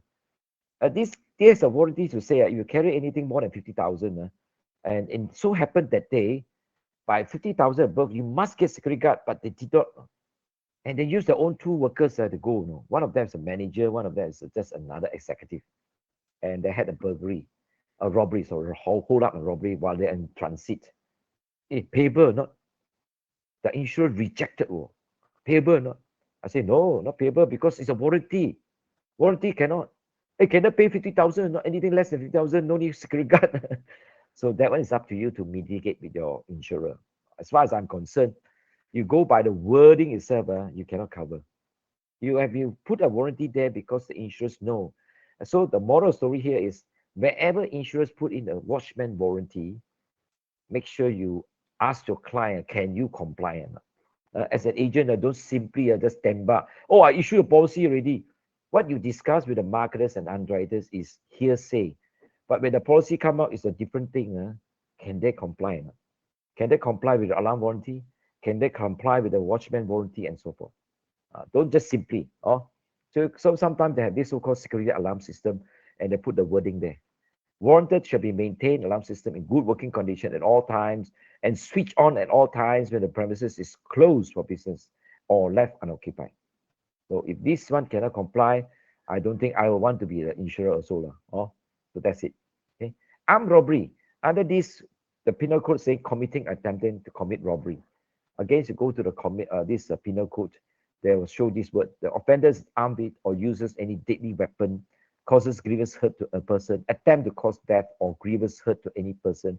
Such offenders should be liable to be whipped in addition to punishment on which he may be liable for under the section of the code. Armed robbery hold up is that the policy is extended to cover the risk of armed robbery as described. So what do you mean by this armed robbery is 1, 2, 3. By violence inflicted upon the custodian, by putting him in fear from a custodian who has been killed or rendered unconscious. So these are the endorsements you put in the policy. Usually tie with the penal code. And if there's not mentioned the penal code, loss adjuster will have access to this. So they will use the same thing what I'm telling you. So remember when they come to claims, they become very technical. So you got to be also very technical because you are now in their shoe, your insured's shoe. Okay. So hold up usually relate to a company shall indemnify the loss of damage property contained in the policy caused by theft, accompanied by the use of violence, threatened violence involving firearms or other lethal weapons, and put the person in custody. Okay. And personal robbery policy coverage hold up is limited to felonious. And felonious means against the law and related to a crime. Okay. Forcible entry, taking of property from a person. So usually when I insure robbery, they see the word robbery and hold up. They come hand in hand together. Okay. A person is guilty of robbery if he steals immediately before at the time doing so, forces a person to put and seek to person to put in fear. So normally people rob a bank, rob a jewelry shop. They are very, very grievous, They shoot if they want to, they don't care already. So you are at risk. Your life is at risk now. So what you do is you have to follow. You follow exactly. Give them the key, give them the money, give them everything if you can. And sometimes even you give also they shoot because you can recognize them. Or you have activated a panic button. Okay. So a person like burglary is called enter a building as a trespasser. Of course, he looks like he's going to buy something and intend to commit such offense. So when he comes in, he steals and attempts to steal anything in the building. Such thing is that the offense is usually tantamount to 10 years jail. Aggravated burglary is something more than that. It is called using firearm. It's called aggravated. And sometimes they use imitation, means not a real gun, not a real weapon, but it's a toy, you know. But that is also tantamount to call aggravated burglary, and you'll be liable to imprisonment for life if you are convicted. Okay, so there are no joke. So most of these items are mentioned. Firearm means what? Weapon of offense means what? Explosive means what? All these are defined here. So just do some reading to make sure that you understand that these are things that we always insure, but we do not realize it. What are the items you describe in the policy? Of course, we want you to state. Of course, for most of the people, they will just say describe stocks, goods in trust, trade, business, and all other contents. And most of the time, the insurer find that goods in trust, they will strike it off. The reason is very simple. You only insure your goods belong to you. You know the sum insured, isn't it? Because it is insured under fire policy. The fire policy sum insured is the same as the burglary sum insured. The only difference is that you insure first loss. Okay, so it must be the same.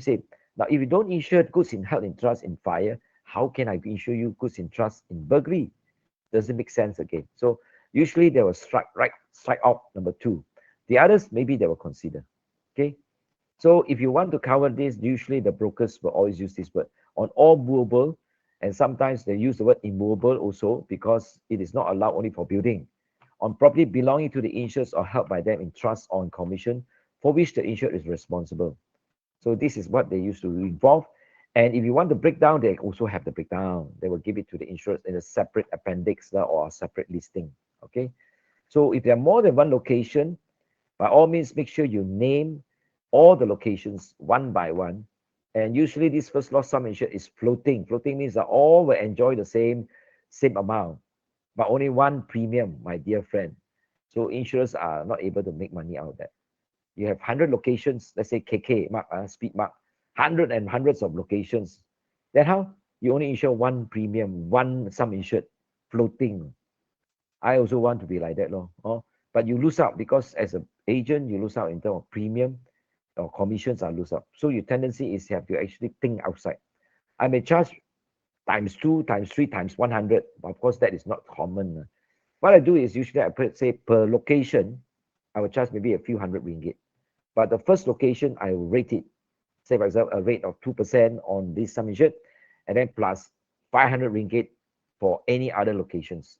So the reason more that you whenever there's any additional location, we will charge 500 ringgit every time. No?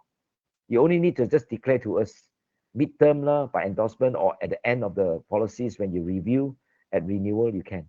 So we always make sure that all locations are added on by putting the word called all locations are included in the policies or automatic inclusion of locations.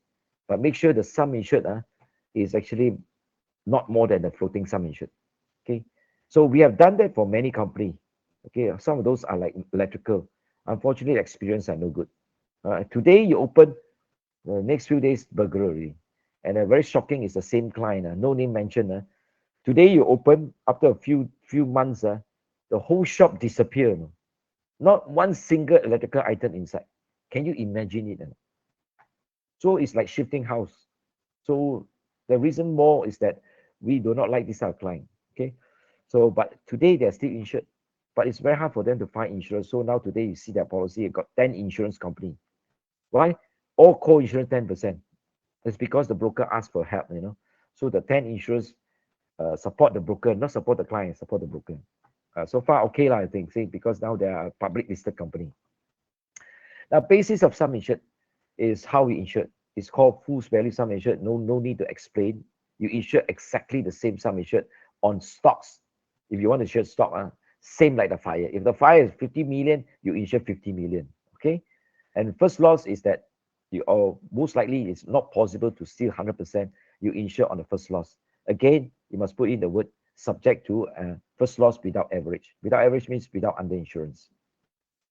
Okay, these are the most standard policy we've seen. Is usually arranged this manner. So usually we will not just insure on full value if we find that there's a possibility that is no chance. And why should we expose ourselves as insurer? Some insurers do want to insure full value at all because they want to limit the exposure. They are also like that. You want more also cannot get. Okay, so usually it's done for that reason. The insured envisages that there should be subject to an event is unlikely. Only one lorry road. There's a difficulty of underwriting situation, let's say a poor physical hazards or location. That location is a theft-prone area. Only people like us who in that area we know. For example, you say Kota Kinabalu, I will know. Kota Baru, I won't know because I've never been to that area. I don't know which road you're talking about. For those areas that we know, we will always put this to test, not to give such a high limit for the first loss. Okay. The other thing is not possible to assess the full value of risk, and cover is difficult to arrange, especially when you say these are called unusual nature of the property, like the one in Lion Group, where they insure 50 million. So tendency is we will ask the insured to go back to the bank to ask for first loss. But the bank insists no full value, then no choice, no? Okay. So generally, I think that it's important that insureds in the past, they will declare to you the total value at risk. But nowadays, no need, no, because all first loss, that nobody will do that. They say, no practices, only my company practice. They will not be advantage to the insurance company. So they follow the market practice today, whereby people never ask for the full value. The full value, you can get it from the fire policy. Okay. So previously in the past, the premium rate is rated on the full value. But over time, people forgot. They changed it to first loss sum insured. Therefore, you do not have the right premium. So generally, I would say burglary insurance, you do not make money. But now we go into the liberalization of market.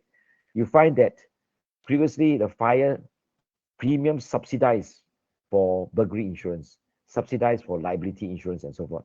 Nowadays, you're on your own. So therefore, most insurers today, if they find the insurance is not making money, especially in burglary, they will up the rate. They'll raise the terms, they raise the deductibles, and so forth. So the key benefits of a first loss policy is that these are the thing, four points.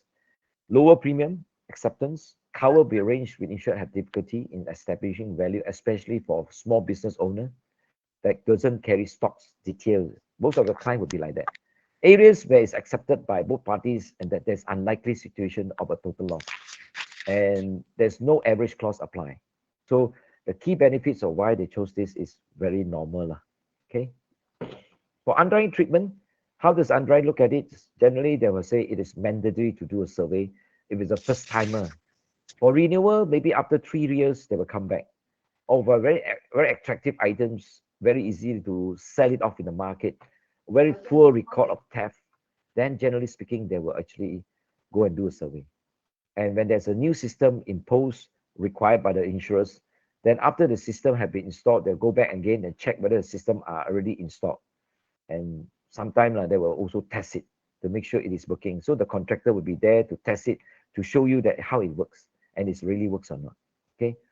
So the important is that burglary is seldom not surveyed, unless it is a normal like office, shop, we don't survey, But some shops we also survey, especially they are very attractive metal, like hardware shop. You look at a shop, could be sometimes millions ringgit inside, because hardware is very expensive. So it all depends. The whole idea of survey is to make sure that we see the near neighborhood, and see what sort of security arrangement they have. So whether they're layering of protection and so forth, and whether there's any security alarm. Most importantly, when it comes to dispute, for the client and your insured should always keep the proper purchase and sales records. It's just like for like income tax like that. No? So don't land yourself in problem when they ask for this and then you cannot get it. So most of the time we will make sure that is the first thing. As a loss adjuster, we will do that. Now next, the following describe first loss sum insured in burglary insurance. What do you think?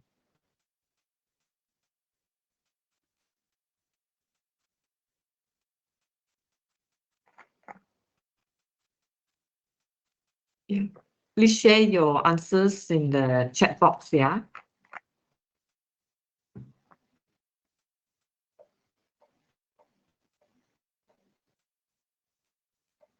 Any answer, June? Or Adrian? Any answer? A. A is incorrect. Yeah, because it's supposed to be. Okay. B. Ini macam A, B. Ini macam tembak aja A, B, A, B. Okay, B. Tembak lah. B. Saya pun bawa tembak. D. Bangkok lah, Okay Bangkok. lah. Bangkok. Because it's insured less than the total sum insured. Yeah. Company which I joined, the third company. and it's called commercial union. What happened is that the first thing is I asked my company, do you insure your policy? Yeah, we do. We self-insured. Though the issue of policy is under commercial union, at the same time, in this policy, they insure the fire, the whatever. But one thing missing is they don't insure fidelity guarantee. So I questioned my superior, why do they insure? I mean, every one of us here and the employees are very honest, man. you know. So he did say yes. All of the employees we engage or we selected go through a series of checking, and so far during my times, all of us must come in as a trainee. My third company, I come in as also a trainee, and we have to serve for 2 years. No underwriting authorities limit at all, and you have to serve the 2 years to see whether you're ready or not. And unfortunately, 2% have actually been asked to go. I do not know the reason. And you'll be surprised that one person that I today just retired, and he's called Ishak, Zainuddin Ishak. He's the CEO of many companies. The last company is MNRB. Okay. And he's a very smart guy. I just do not know why, but that is how we go through. So the series of checking is very tremendous. Okay. But once they get you in, they don't allow the employee to leave the company. So they have a policy in place between all the bridge company like Commercial Union with Garden Road Exchange, Sun Alliance, Straits and I think Straits what I forgot anyway. So those companies they have Straits and Island. say island so what we do is we sign sort of a agreement, black and white or just verbal. All the CEO will not poach their employees, so we cannot join the company. Just like a Japanese company employee cannot jump ship to another Japanese company like that. You must go to a third party company, then you jump ship, bole. So what I'm saying is that most of us we train our employees to have a good integrity, and knowledge wise we also train them. So I'm very lucky because from a marketing doing for about 12 years, I was identified with another guys to be an underwriter. So I was quite lucky to be the underwriter in the head office, whereas he was the underwriter in the northern region. So his attachment is just he become underwriter. For me, it's very lucky because I was sent overseas. Okay, attached here, attached there. So of course I grew observer, and after which when I reached a certain level, my downline I will also send him overseas also attachment. Now that's how we groom people.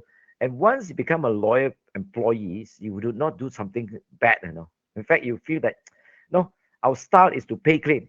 And that's what I love the company because every company I go, I will find ways to pay claims.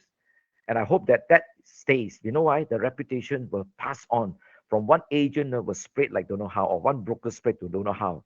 So brokers love to deal with us. Love to deal with us because they know that if it's not payable, we say not payable, and then we show them why, and they accept it. So this is how we do it. So generally, I would say that employer entrusted the pecuniary property, usually that make sure the employees are actually honest. But it's not easy to make sure that this will be the case. So therefore, in the course of transaction, I find that we have hardly any claims. How do we do it? The one thing from my company is that we always have what I call a questionnaire, and all the questionnaire is just it's called a risk assessment. Tick tick tick tick tick must be all correct. No, must be yes yes yes yes yes. The question is, do you have any claims? Do you have employees gone through these? Do you have the training of these? Do you have a system of check? Do you do audit? All this must be yes yes yes yes. If you no, then of course you must give us the answer why you say no.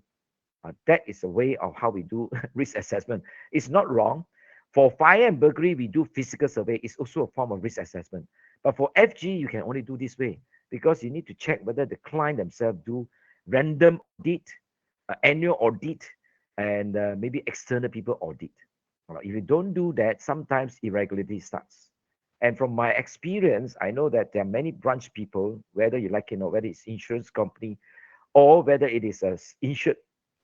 When you stay in that company too long, you have a lot of things to do. One of the things to do is you try to say how to increase my income. The salary won't make me rich, what? How to make myself rich? I see all the agents today, and many of them are very rich people. The first year and second year, I was servicing one or two of those agents, and that agent is so big, making a consortium of 4%. And that 4%, they're so big, everybody kowtow to them. It's just like today, there are many agents are very big, kowtow to them. So it's normal. But what I understand is the money will never give it to the insurance company. They roll the money, because there's no credit control. Those were the days. So they invested in shop, invest in share, some make well, some make it, some when become bankrupt and all that. So what I'm saying is these are the real things that we are doing. So making sure that our agents also in line with us, just like you guys. Most agents are very, very loyal to the insurers because you're appointed. So if there's a claim, if it is between the insurance broker and insurance agent, generally they'll give more face to the agent because you're appointed by them. Any mistake you make is also the insurance will take care of you. Virus broker, not so much, I would think so. That's my feeling. So therefore, this random check, we always ask our client and company, always ask them to do this following. Don't just write a policy, but do not know how the system of check. Does not know whether there's any checking of the stocks, checking of the money. And I'm talking about those guys who stay in a branch. They have authorities. They can issue a payment voucher. They can sign the voucher and get the money. So initially, they can have cash flow problem in their salary. So they say, "Ayah, use the company money first lah. Tomorrow I put it back." And they did. And the third day, the fourth day, they do that continuously. And then suddenly, nobody check more. So they continue to use this money. And then end of the month, my salary come out, I give our bonus come only, I give it, cover it. But unfortunately, they burst because in the stock market come down, then you find that you're caught. And that's where the infidelity starts. Okay. Another scenario is sometimes you have this so-called 1 cent, 2 cent. You say, "Yeah, very mafan, I put it out, take it out, So you round it, The rounding out means the extra money, where does it go? So this was done by the accounts person in one of the insurance company, and they collected. And finally, it blown out to about 400,000. But you don't know how to take out this money. So finally, it was checked by the auditors, and this person owned up. And unfortunate for this person, he had to say bye-bye. He got to leave the company. And of course, the company was very kind not to prosecute this person and ask him to leave the company without issuing a call. So you better resign. That's it. And these are all real. I'm telling you, all these are stories, but I won't tell you who and which company. So there could be transaction that cannot be reconciled. There could sometimes embezzlement because you see the thing. That's like banks. There are many banks, people, employees, which I don't handle it by myself. But we know because recently my last company, we actually insure those company. And this company, the money loss is not 1 million, 2 million. It is more than that. But of course, even how good your checking, your system of check, there's some way you can overcome. So that's why nowadays they go to other way called scammer, hacking, and all those phishing and so on. Never entertain them. You do not know them, just ignore them. The moment you're greedy, you get caught. Only greedy people will get caught. Just like you go and buy number, you buy 1 ringgit, 2 ringgit, okay. But the moment you get to win a lottery, tendency is you buy more and more and more, you land yourself in problem. Okay. So I find that most of these employees were living a different lifestyle when they make money, from by this type of extra income, My extra income only comes from where? When I start to teach back in 1993, when I was being identified as a very young trainer. So they helped me. They give me all the materials, which I throw it away. I design my own. But what I'm saying is everybody need a second income because your salary just cannot cope, my honest view, even today with the cost of living. So you find that when the market is bad, the tendency of embezzlement, forgery, and all this fraudulent conversion is very high. So you must be on the alert. Okay, of course, you do not have this cover for your insured, fine. But if you have this, be mindful whether you're insurer or agent, there is a chance that you have this claim. The only shocking thing is that when I joined Mitsui Sumitomo, I was the so-called chief underwriting officer there. I realized that they don't have this cover on the stock. Oh, I see, why like that, Because in my life, I never seen like that. So it always cover money only. So immediately I challenged my staff. Of course, today she's still the underwriter in another company already. But what I'm saying is that this is wrong because you must look at the hindsight of your client. Your client need this. They want to cover the stock also because infidelity stocks is very high, rampant also. So that was now converted. So most brokers realize that only when they compare each policies from this company to this company, and then they check, and then they realize some policies don't have. So they introduce a clause to include infidelity as a result of stocks, something like that. Some policies are only for pecuniary loss. Pecuniary loss means money, but we don't want pecuniary, we want more than pecuniary. So this is where it comes in. Okay. So fidelity guarantee is actually good in sense that they protect the employer, because employer always do not stay in office. They all just leave it, empower people, and ask them you do whatever you want because you are the position. They call the executive or call the officer. So we expected you to have the very high integrity. Okay. So these are dishonesty acts should not happen. And you should be the one to nail it down on your executive and your staff. Okay. So therefore, this is usually the way it goes. And how do we insure it? Usually they use the word not the sum insured, but they use a limit. Now I say a limit, the moment you don't put anything to it, it will just be reinstated after each claim. So the only way to stop it is to put one word called aggregated. So the sum insured will be limit any one loss and in the aggregate. The moment they put the aggregate means the whole year policy, 12 calendar months, that is the sum insured. That is the limit, and that will be the final. You will never get reinstated. Of course, brokers don't like that. So brokers will then introduce a clause saying automatic reinstatement of guarantee. Now, if the marketers or the underwriters have overlooked this or waived to cancel or strike it out, then it's given automatic. That means it will reinstate. Why we don't give this reinstatement is very simple. When there is a loss from fidelity guarantee, there must be a reason. What? So we will give you reinstatement provided you enhance your system of check, your improvement in checking all this, that it won't repeat the similar. There is a loophole for people to access. Now we don't want that loophole, so we're going to knock it down. So that's the reason why we want to hear from both the loss adjuster findings and maybe a forensic to tell us what to do. Like, for example, forensic for what? The signing of the signature can be falsified.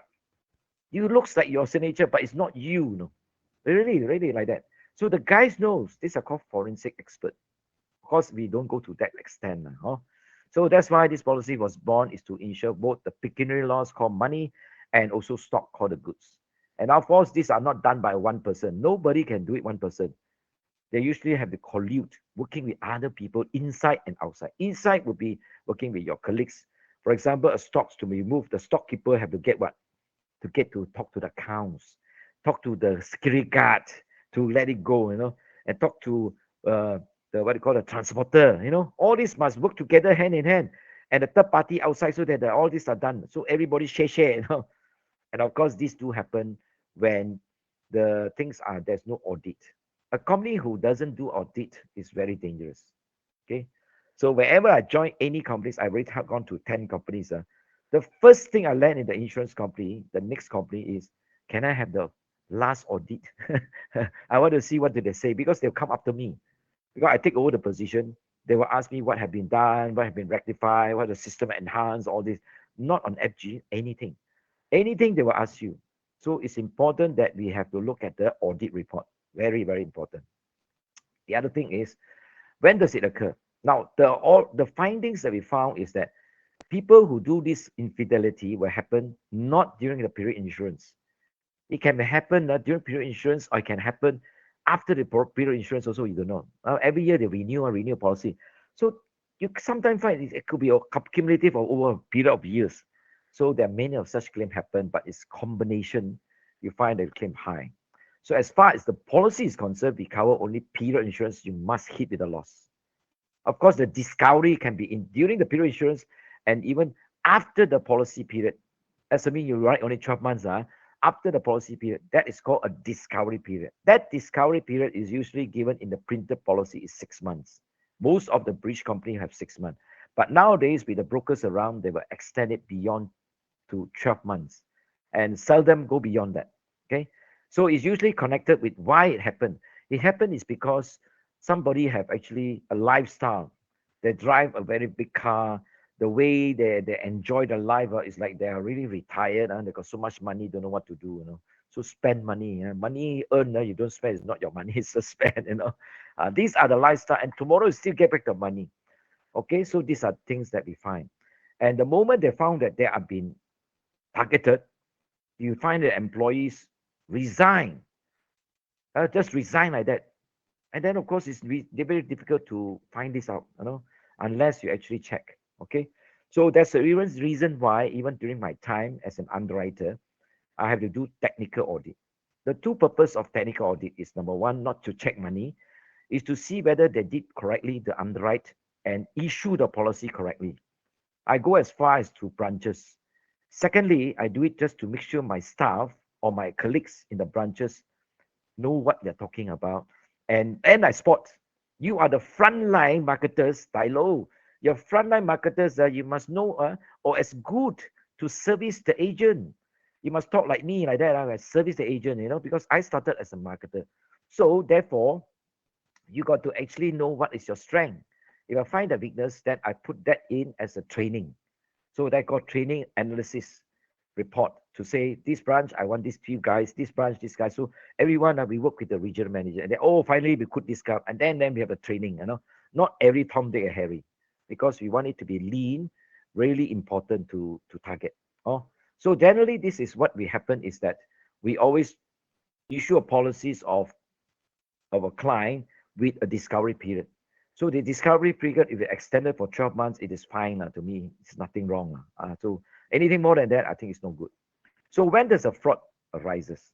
Now, fraud actually goes by the Oxford Dictionary. It says fraud is a wrongful criminal deception, the use of false representation to obtain a financial gain or advantage. But fraud, as you can see, that even loss adjuster will also look into all the definition. It says that it refers to deception that is intentional, caused by employee organization for personal gain. The illegal act benefits the perpetrators and harm the other parties. Now, many of the time also I attended some of this talk by the loss adjuster during that time. And some of the words I pick up is OIR, opportunity incentive rationalization. Now, as a result of that, there's a need to have a fraud prevention strategy. Fraud actually doesn't occur. It's because your lack of system to check and audit. That's why fraud happen. It's all because of the company do not exercise that. Now you find that the company as a it's a family member one, you find a lot of fraud because no system. So it's easy. And the other thing is no black and white and no trail. No, that means today I key in, the system cannot change. The date don't change. But you use manual, you can falsify, you can use blanco, or you can create a new paper, things like that. Okay, so dangerous. So dishonesty, where I see the penal code means whoever does anything with the intention of causing wrongful gain, wrongful loss to another person, irrespective of cause. And of course, this is said to be dishonesty. And we look at the provision. You look at the whole policy, FG. Most policy don't have a conditions, don't have exclusions. You'll be surprised, but it's not saying condition exclusion, but it's embedded into what they call a provisions. Most of the bridge company policies are done this way. And they will say that insurers will not be liable if the employer business or the duties and condition employment of the person have changed. Just imagine now I becomes a marketing. I got the lifestyle, company pay my car, company pay my entertainment expenses and so forth. So what's the issue now? The issue is there's no issue. So I can use it. But then the moment you grounded me to be just a back room supporting, then you don't enjoy this benefit. As a marketer, I have a lot of benefits. As a loss adjuster, my boss said you can spend 10,000 per month anytime. Of course, my colleagues who until today don't agree with me. I say it is between me and your boss. My boss will tell me it's not you to know. See? So I don't want to spend that money because it's going to kill my liver. That's all only. That's why I don't want to work in this type of organization. But generally, they will allow you to spend. If you don't spend the money, then where you get the business? So marketers, I'm very sure that you also have a limit in terms of remunerations, in terms of entertainment.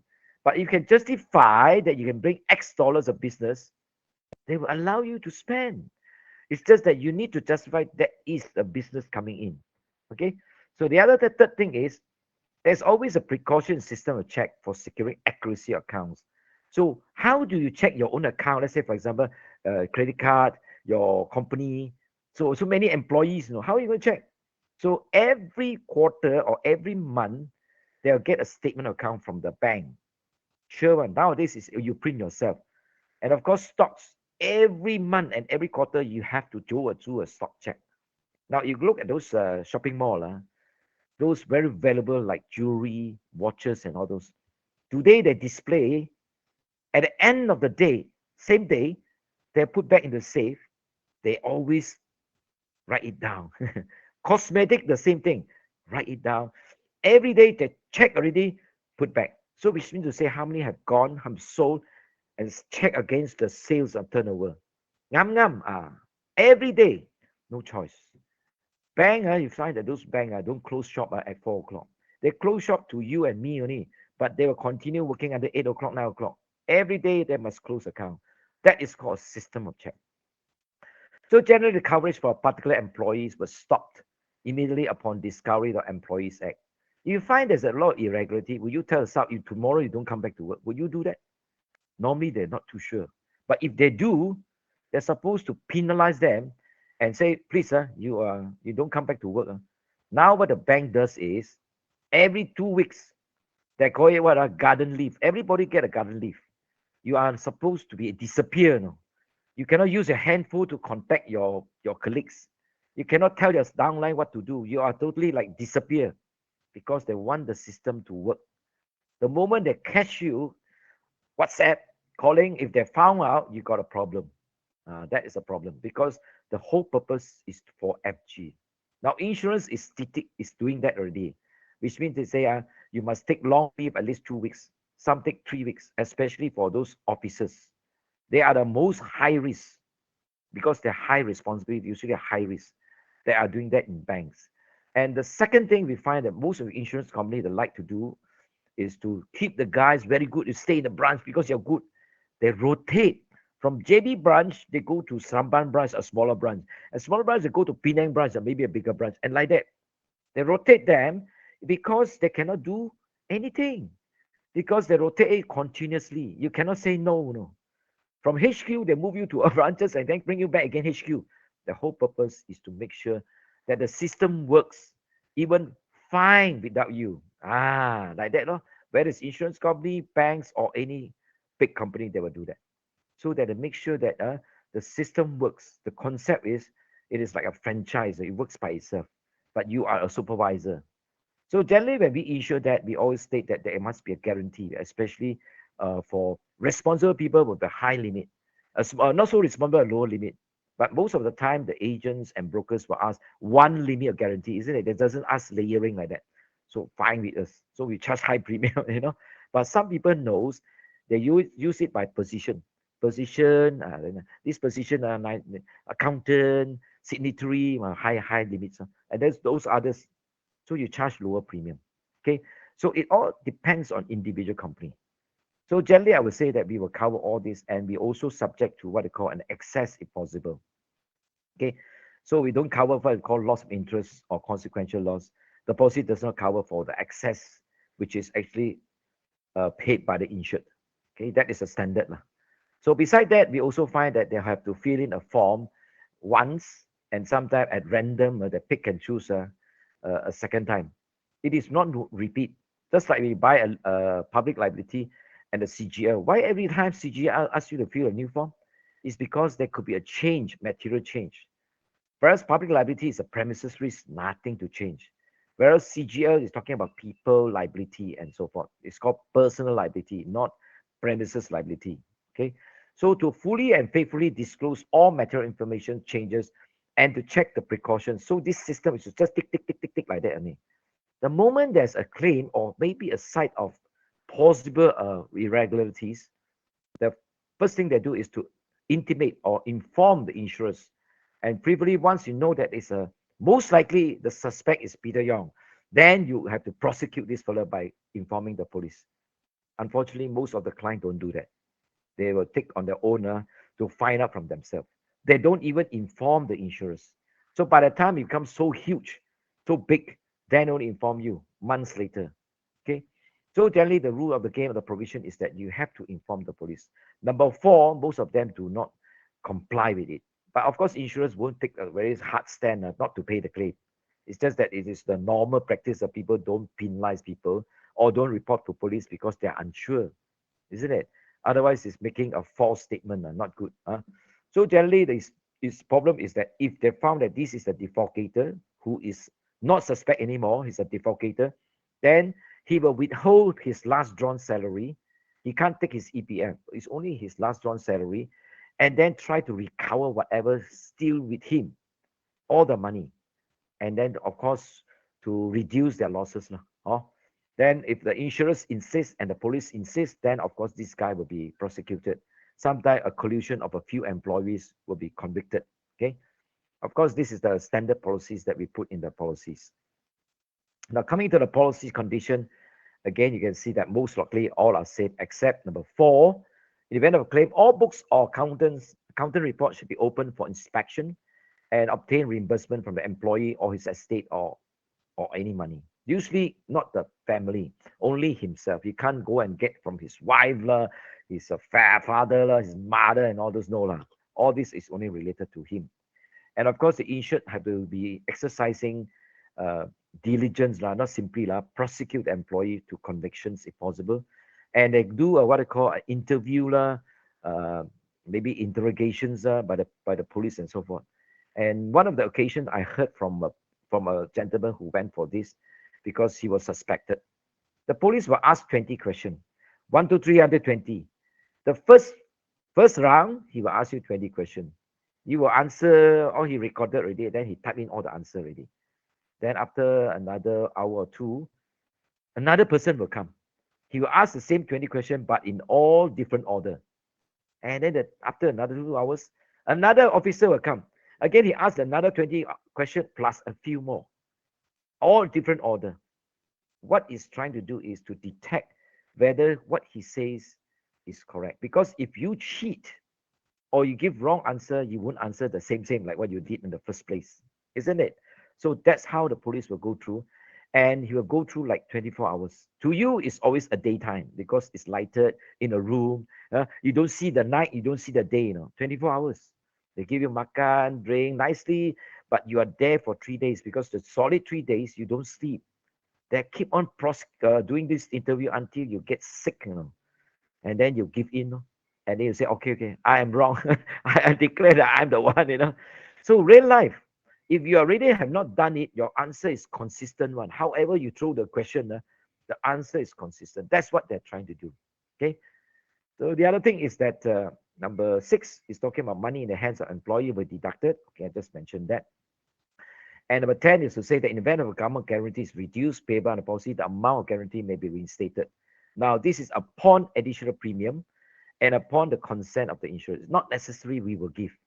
Because if your system of check have not been improved, then it's the same thing. You will have a second claim, have a subsequent third claim, and so forth. So they want to make sure that is true. And of course, they will make sure you sign a form also. Make sure that the questionnaire, the same questionnaire, it must be all yes. Then they will actually reinstate for you. Okay, so it's not so straightforward. Now, how do we insure is 3 things. One is name, Peter Yong, Michael, David, Andrew, or whatever, all the name, let's say. Secondly is this person will be actually collectively called the position, the chief officers on underwriting, chief accountant, chief credit control, and all this. These guys are all officers. And in the position, they will give you a sum insured. What is the limit of guarantee? Okay, all these are being named. And of course, the best one is the material used in the market today. It's called blanket insure every Tom, Dick, and Harry. And of course, all their positions are known. And of course, they put them no name and all are covered. And of course, they will put them 2 layers. One, we call it responsible employee, means they handle cash. They also handle stocks, like stockkeeper, the guy who signed the check, not the guy who issue premium voucher, the guy who signed the check. All these are actually called responsible people will be targeted, and their name all will be identified, and our limit is also known. Okay, the others like dispatch clerk, officers working inside, but they don't touch money, they don't touch stocks. These are the other group of people. Okay, so the selection of guarantee is usually done in this manner. They put how much any one occurrence and you see the next word is called in aggregate, meaning that we will not pay you up to that amount for the whole 12 calendar months. You can have a claim one day, 100,000. You have a claim 200,000, but if your insurance policy is only 200,000, the first claim I pay you 100,000. The second claim I only pay you 100,000, not 200,000, because that's a maximum limit called aggregated. Okay, so they will not reinstate until they're very sure that you have enhanced your system. So usually they will do a limit in this manner. Okay, so you can limit any one employee, limit and aggregate any one occurrence in respective number of employees, and C, limit and aggregate in respect of any one period. It all how they just do it. But basically it is just to make sure that you communicate this to the client. This is how the cover is, but it's not automatic reinstated. That's the only fact. Okay. The discovery period, again, there are three things here: is discovered during the policy period, which I put a star there, and within 6 months after the expiry dates, you can also cover because it's 6 months. Now, if this is for 12 months, then after 12 months. Okay, so within 6 months after the death, dismissal, retirement, you also are been targeted. So all these are initially mentioned in the policy in this manner. So of course, the question here is the losses must be occur during the currency of the policy, not during the discovery period. Usually this happens because the policy covers the policy period. So it must be committed. Such act of infidelity or defalcations must occur during the period of insurance. So those discovery period was put there is to avoid all those maybe 5 years ago they committed a crime or claim or infidelity. That will be not covered. That will not be considered in the policy because these are called stale claim anyway. Oh, okay. So nowadays you can see that they're all adjusted the time frame of discovery from 6 months to 12 months. So how do we rate it? Usually I put a percent. Example, in this case, I put 2% on the limit of guarantee, and I charge a ringgit, 10 ringgit per capita. Per capita means per person. So assuming they're 100%, they use 100,000 as the limit guarantee times 2%, plus 10 ringgit times 100% equal to 2,000 plus 1,000 equal total premium 3,000. Now these are the quite standard. Of course, there may be other ways of doing it, but this most likely every insurance practice this. Okay. For rating purposes, they look at the risk factor. The risk factors would be the occupation of the insured, whether he actually touches money or not, touches the stock or not. So these are very important. And the client themselves, do they handle very attractive stocks? Do they handle a lot of money? That's why money changes, we are not so happy. We don't even want to consider. Debt collectors, we also not happy because they're dealing with money, So all these things we need to know whether these are temporary staff or permanent staff. Those temporary staff, as you know, today I work for 1 day contract, 1 month contract, I disappear. So these are targets. Secondly is the potential of this so-called liable employees guarantee. For usually we look at lower rate for those employee who doesn't involve. They are involved in accounts only, involved in processing documents only. So these are the people usually are quoted as low rate. And you find there's always an aggregate limit. Very seldom this aggregate limit is omitted. Very, very seldom. So sometimes or other they may put in this way. A limit guarantee is, let's say, anyone lost 100,000. Yeah. Peter, Yeah. I have a quick question before Yeah. you move on. Okay, if let's say the policy period is let's say 2022, and then the discovery was on February 2023, but the fraud Policy period January to December. Yes, correct. Policy period January December 2022, and then discovery at February 2023.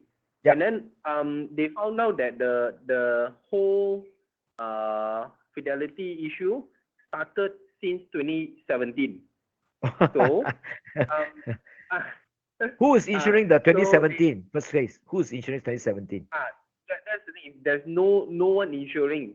There's no one insuring this. He just got. Yeah. So I just have a thought of this scenario lah. If in that case, then the insurance liable amount consider 2022 only, or they don't pay because the thing actually started all the way back 2017. They won't pay. They won't pay. They will not pay. Sorry? They will not pay They will because not they pay. only count year by year. Yes. Because the discovery period they stipulate already, it is either 6 months or 12 months. Okay, so if let's say the event started, means the fraud by the employee done Yeah. since 2017, but the policy is only 1 year, so it's not payable because of what reason? Okay, let's say Because of what reason? 2017 they committed this defalcation, and you did not inform the Yeah. insurers in 2018, 2019, No, sorry. 2020, Um, 2021.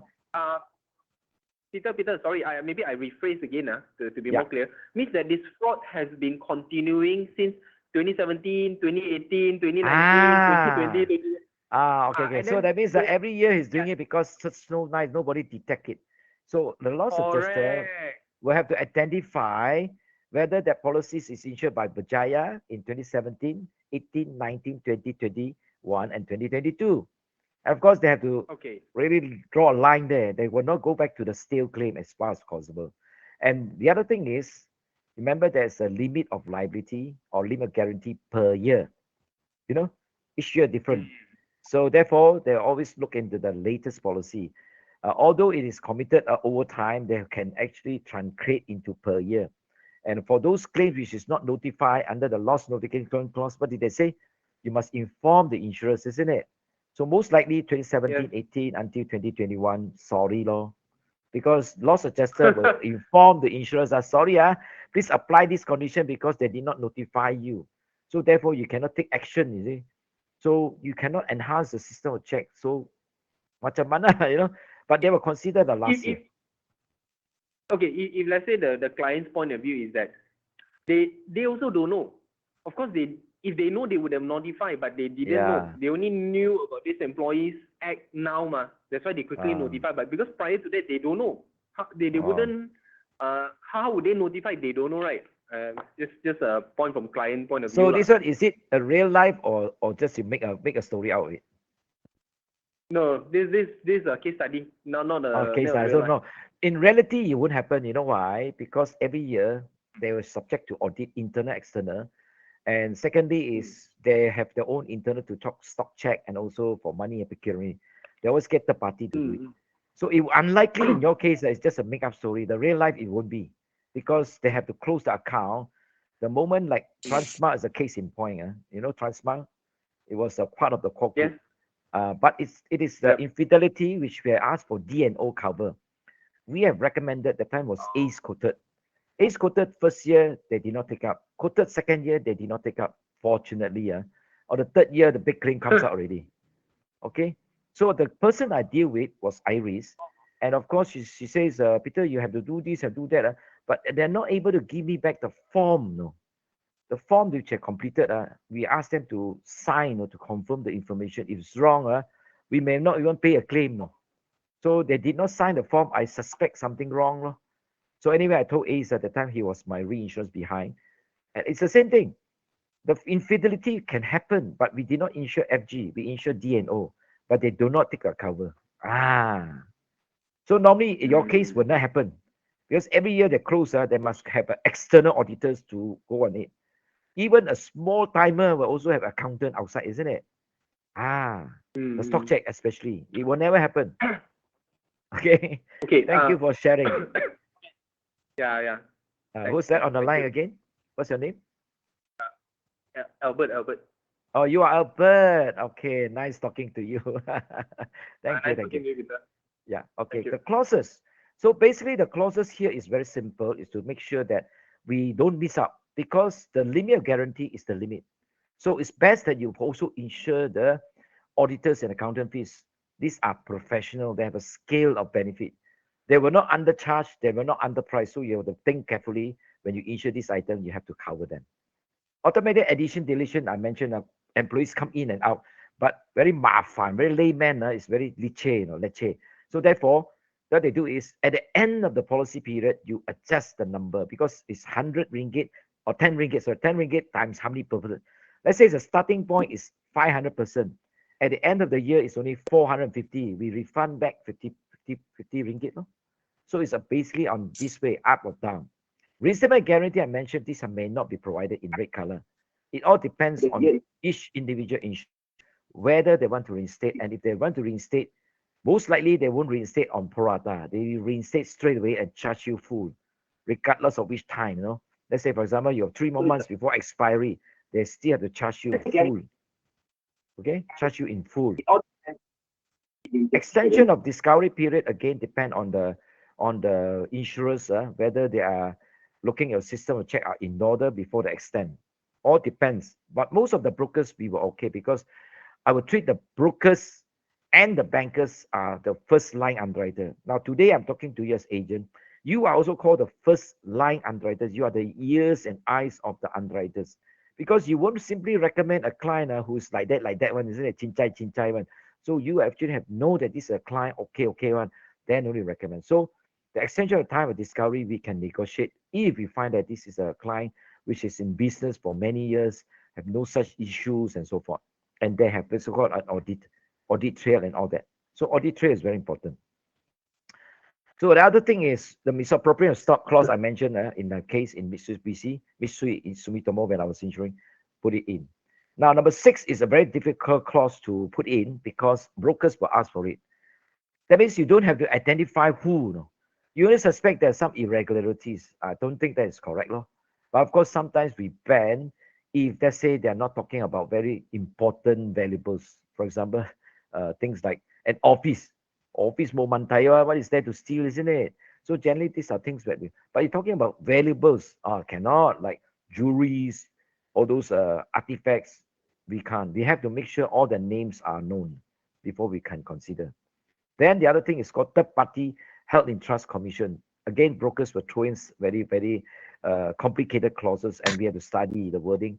And if we really want to cover that, we must make sure there is a sublimit. And why are they using this as part of their stock? Maybe because they have signed an agreement that they hope to insure. I give you the space, but you got to cover this, example. So they are untrusted. So since they can show me evidence of an agreement or contractual agreement made, so we have to cover. Then with a sublimit, we are available. But it won't be the full-blown limit. It's only a sublimit, and we charge premium for it. And the other thing is the FG questionnaire. Many of the key questions is how, like this. Business, how often and who check it? How often is the bank statement check? Are all disbursement petty cash made cross-check? Who has the power to sign? Limit of the amount check bearing on 1 or 2 signatures. All this must be there. Okay? And there are more questions to it if necessary. Now the question here is the fidelity guarantee insurance will cover the insurance up to a sum insured as stated below. Which one below is correctly stated?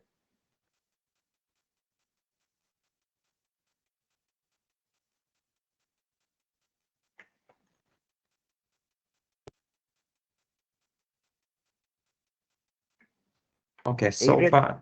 so far no one answered yet. Maybe You perhaps answer lah. You anyone? answer lah. Adrian, you answer lah. You have to try because they don't answer. You got to answer. No, you cannot leave it blank. I try to read out. Okay, You must someone answer try. C. Yeah, answer C is correct. Limit guarantee any one accident and in aggregate. Because in time to come, you take over my job, no. So you'll be a trainer. The following are some of the extension you will find under the FG guarantee policy. State which one is not correct. Perhaps it's C. How about the agent? Someone answered C just now also. Okay, yeah, right. Contract price are mainly meant for fire insurance, and you're absolutely correct. Next, we go to plate glass. Plate glass is the oldest form of policies born in the 16th century. And those were the days, first time the glass came out. All the while they're made of wood. Then the glass was come out. So everybody said, wow, very expensive, man. I love because it's new, it's called prototype. So everybody buy insurance because plate glass easy to break. So they insure this. This is the oldest form. Of course, today, most of the building today, you find they are made of glass because of the green index. You get discount from your government. You get discount for many things. So these are the things that we look at is these are things that we insure is when there is an accidental damage or breakage. The breakage here is not just crack, or a line. No, cannot. It must break through the entire thickness. No, that is not easy to understand. But that is how it is covered because it is stated in the policy as such. So therefore, you want to insure, normally we can say, I pick and choose, can or not? Can, because we know that there's no one building, all the glass breaks. The first time I've seen all the glass breaks was during the year in 1990s when there was a bomb exploded, and my office in London is called St. Helens. On a Friday, they have a bomb in one of the pub. Maybe it's just a bomb. Maybe it's a bomb, or maybe it's just a butane gas or the central gas bomb. But it's very surprising. The glass that facing that St. Helen building, that facing the pub, all gone, no, all gone.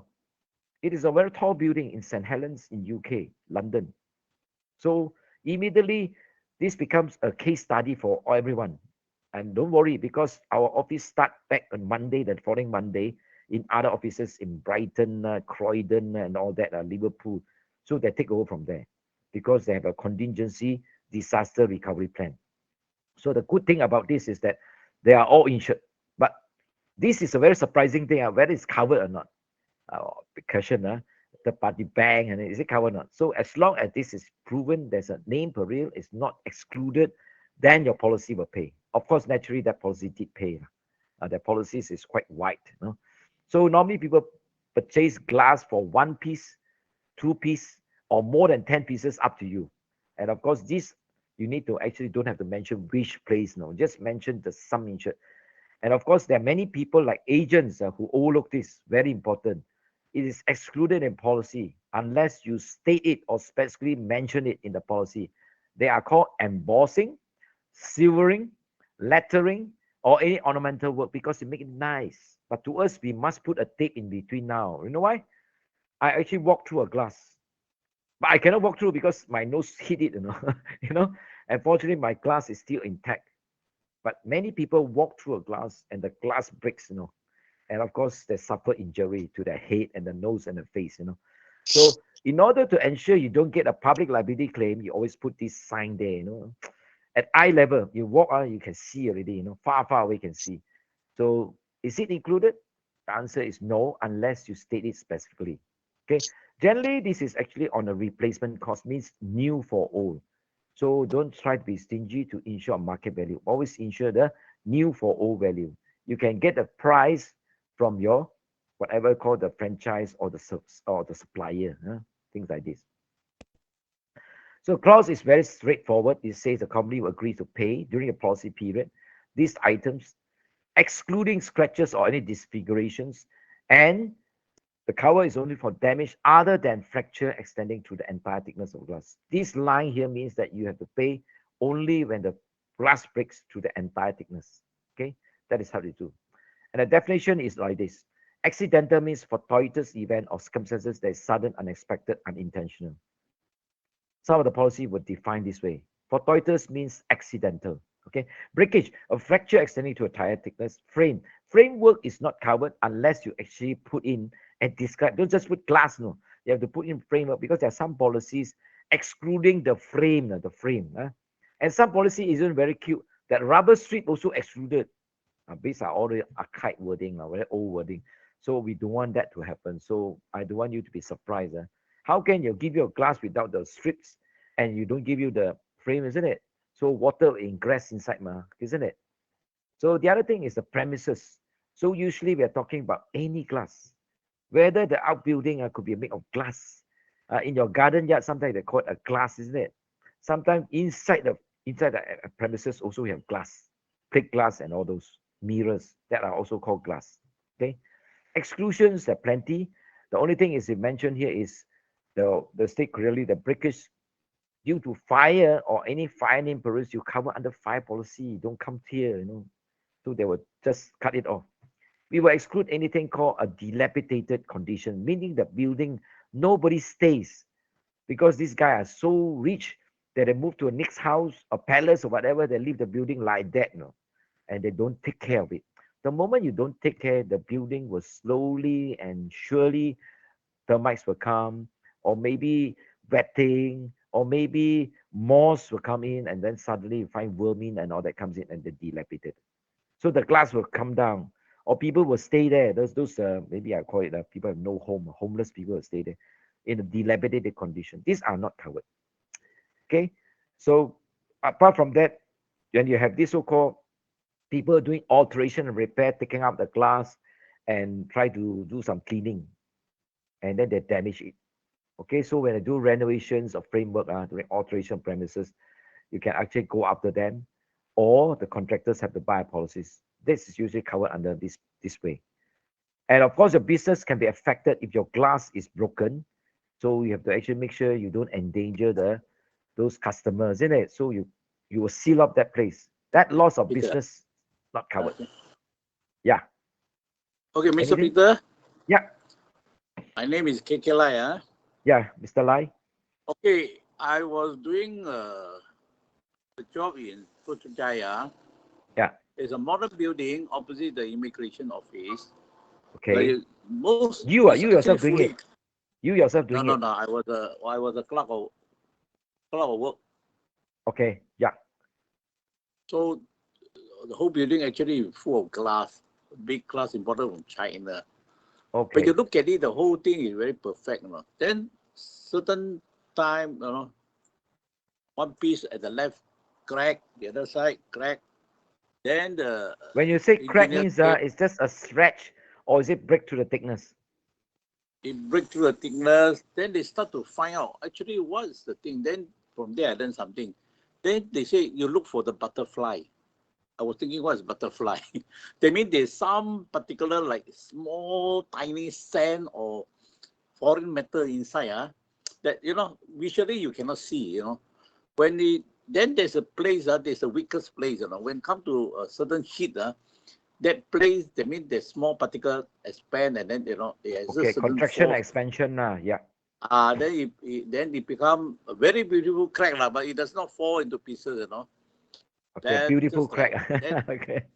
beautiful Okay. crack. It's all And then it propagate further, elongated further and further. You don't attend to it, it will come down anyway. slowly, yeah. Slowly, But anyway, gradually. they also have a plastic, what you call the membrane outside covering, Oh, to this is a protect it. template So glass, in case template glass. in case it break, so that it's still holding. Yeah, it's not So shattered like in this that. manner, Mm. in this manner, actually you have to be very careful to look at they call butterfly. But actually the pattern is look like butterfly. The place that start clicking, the pattern is like butterfly. So your that's question where I is learned something. is it this question is you want it? Is it claimable? Okay, good question. This one, you're a clerk of work. When you hand over to them, what did the insurance company says? The one who did the construction erection work? They say you have to go for the manufacturer because this is what you call quality control. So So the the insurance did not pay developer, you lah. The insurance did not pay you. then the developer has got to take picture and all these things certified by the China make architect. China and all make that. I see. Yeah, China China make. make thick, very thick. I think it's about 10 mm. Okay. So So now question is handed normally- over have you handed over this project already? yeah. That was about 10 With the years ago CCC already. all given to you lah, all handed.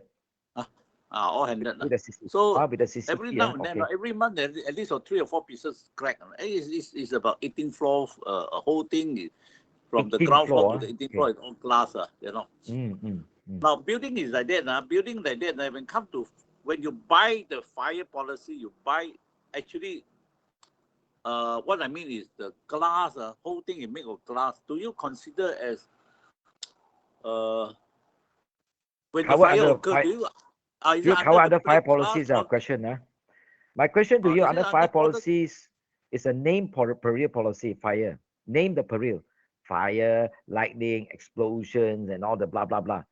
But crack Yeah. of the or breaking of the glass is not part of the fire policy. It must be the proximate or dominant cause must be a fire or related perils. So in this sense, your policy will not trigger. So, but anyway, you buy the policy, you don't, then you buy the whole building plate glass. No. What I'm saying is when you buy a plate glass insurance, normal people will buy a Hmm. certain few pieces. Because the thing is the But- impact damage by vehicle. It could be people throw stone, naughty boys. Yeah, I understand. It could be What I some mean people.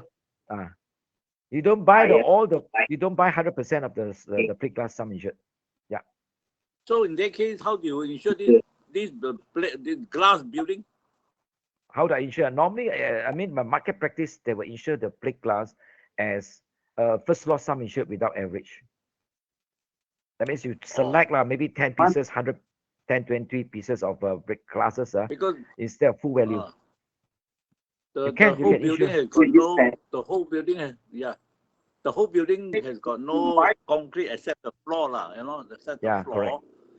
Then the other one is all stainless steel frame up the whole thing up to the top floor . So the question is, basically you need to try to get a recovery from the manufacturers and ask the manufacturer to come. Don't do anything. And of course, you have this so-called subrogation or recovery action against them.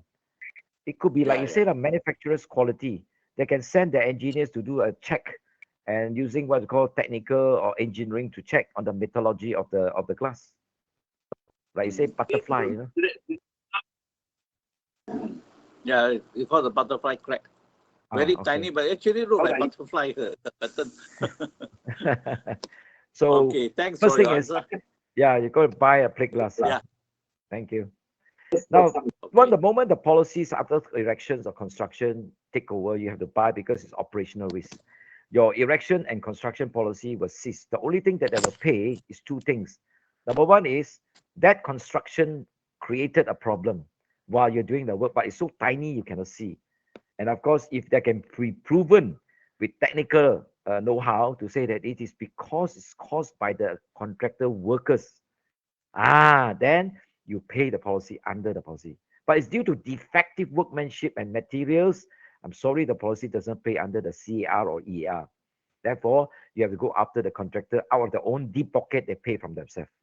That is called during the maintenance period. But once you hand it over, you have two recourse. Sometimes the insurer will decide cover under CAR or cover under the plate glass. Surely they ask you to go for the CR first before you go for your plate glass, isn't it? Because your plate glass may have excess. Okay. Now going forward, policy conditions, I think all are quite straightforward.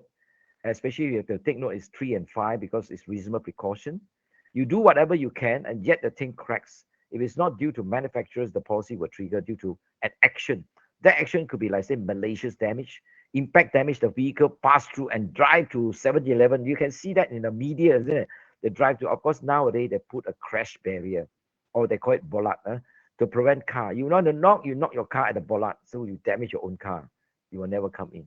So these are usually recommended by the insurance or the insurance loss adjuster when there are one or more occasions happen, because maybe they're at the T junction, so people just drive through. Maybe they apply the brake doesn't works. Could be.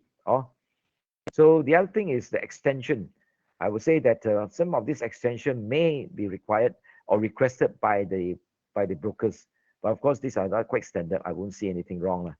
The first thing that you ask for is the payment account and loss location. Payment account means the loss is payable, legitimate, and of course you want the money now because you want to get it started and you want the money. So you can ask, subject to the loss adjuster recommending to the insurance company to make a payment of account. Let's say, for example, you have many glasses are broken in a building, for example, but you want to take time, but I want the money to straight away pay to the workers who's going to do the job for you, isn't it? So you don't want to pay from your own pocket, you get the insurance to pay upfront first. 10, but not 100%. Usually 10, 20, 30, like that type percentage. Loss notifications, usual. Most policy will say the moment you have a claim, you notify. As far as brokers is concerned, they will ask for 30 days late notification. Why late, I also don't know. But these are quite normal. They will ask for it. Okay. So just to be mindful that this is a first loss. And of course, the best part is you don't know, no sensible person would insure all the classes because it will never happen like that. Only at one event. One event actually is defined as what? If it's not defined, it means 72 hours. 3 days is one event. Just like that World Trade Center, one plane come, another plane come. The difference of timing is less than 1 day. So they'll argue over it in America. And finally, they draw a conclusion it's actually 2 different events or 1 event. 1 event. Okay? 1 event only. And the 2 building collapse. Nobody in the sound mind as an underwriter will know that these 2 buildings will come down at the same time, in the same day. Because that is called terrorism. So therefore, the policy did not pay unless terrorism was covered. But that building had been attacked many times by terrorists. They use bomb, they use a car, they use anything to whack it, but it never come down. And finally, they use a plane and the whole thing come down. Okay, so terrorism was actually recommended, but whether it is insured or not, I'm not too sure. Okay, most of these are reinsured overseas. So coming back to this, the rating wise, it actually is a free for all. Those were the days when we were charging about 10%, 5%, and now it dropped to 1% and below. I'm talking about first loss sum insured. 1% below is very, very cheap already, very affordable. And of course, most people may or may not take this cover. It all depends on whether they think that the possibility is there.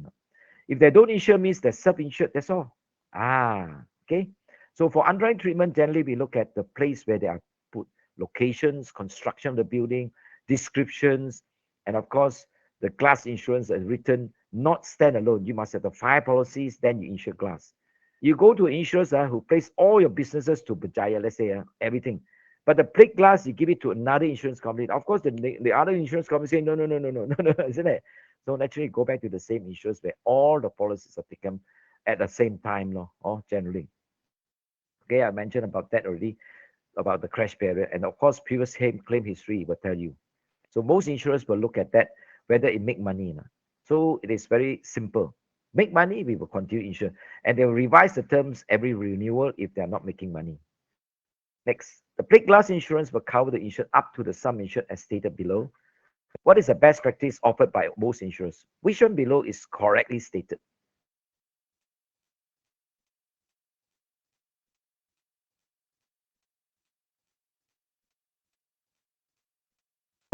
Okay. Adrian, what's the answer from you? Okay. I think someone actually got the answer already. What's the answer? Okay, so the answer is donkey. How about you? Agree? Follow lah. Yeah, Follow lah. agree. Agree, follow. Okay, first sum insured without average. Good. The following exclusion in the plate glass, which one below is not exclusions?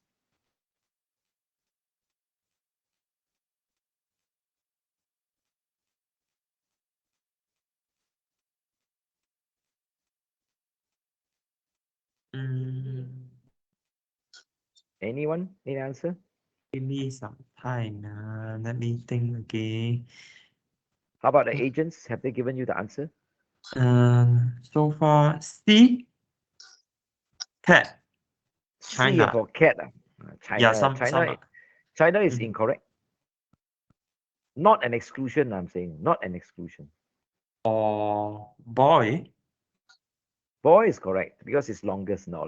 Because enter the entire thickness. For C, it's called imperfect or cracked glass damage willfully. Willfully means it's done deliberately. Of course, you cannot prove the damage happened already. You damage your own glass, but you don't tell people, so you can do it. Of course, insurance very hard to prove. Very hard to prove this. Now, in the plate glass insurance, the following statements are correct. Which one below is not correct?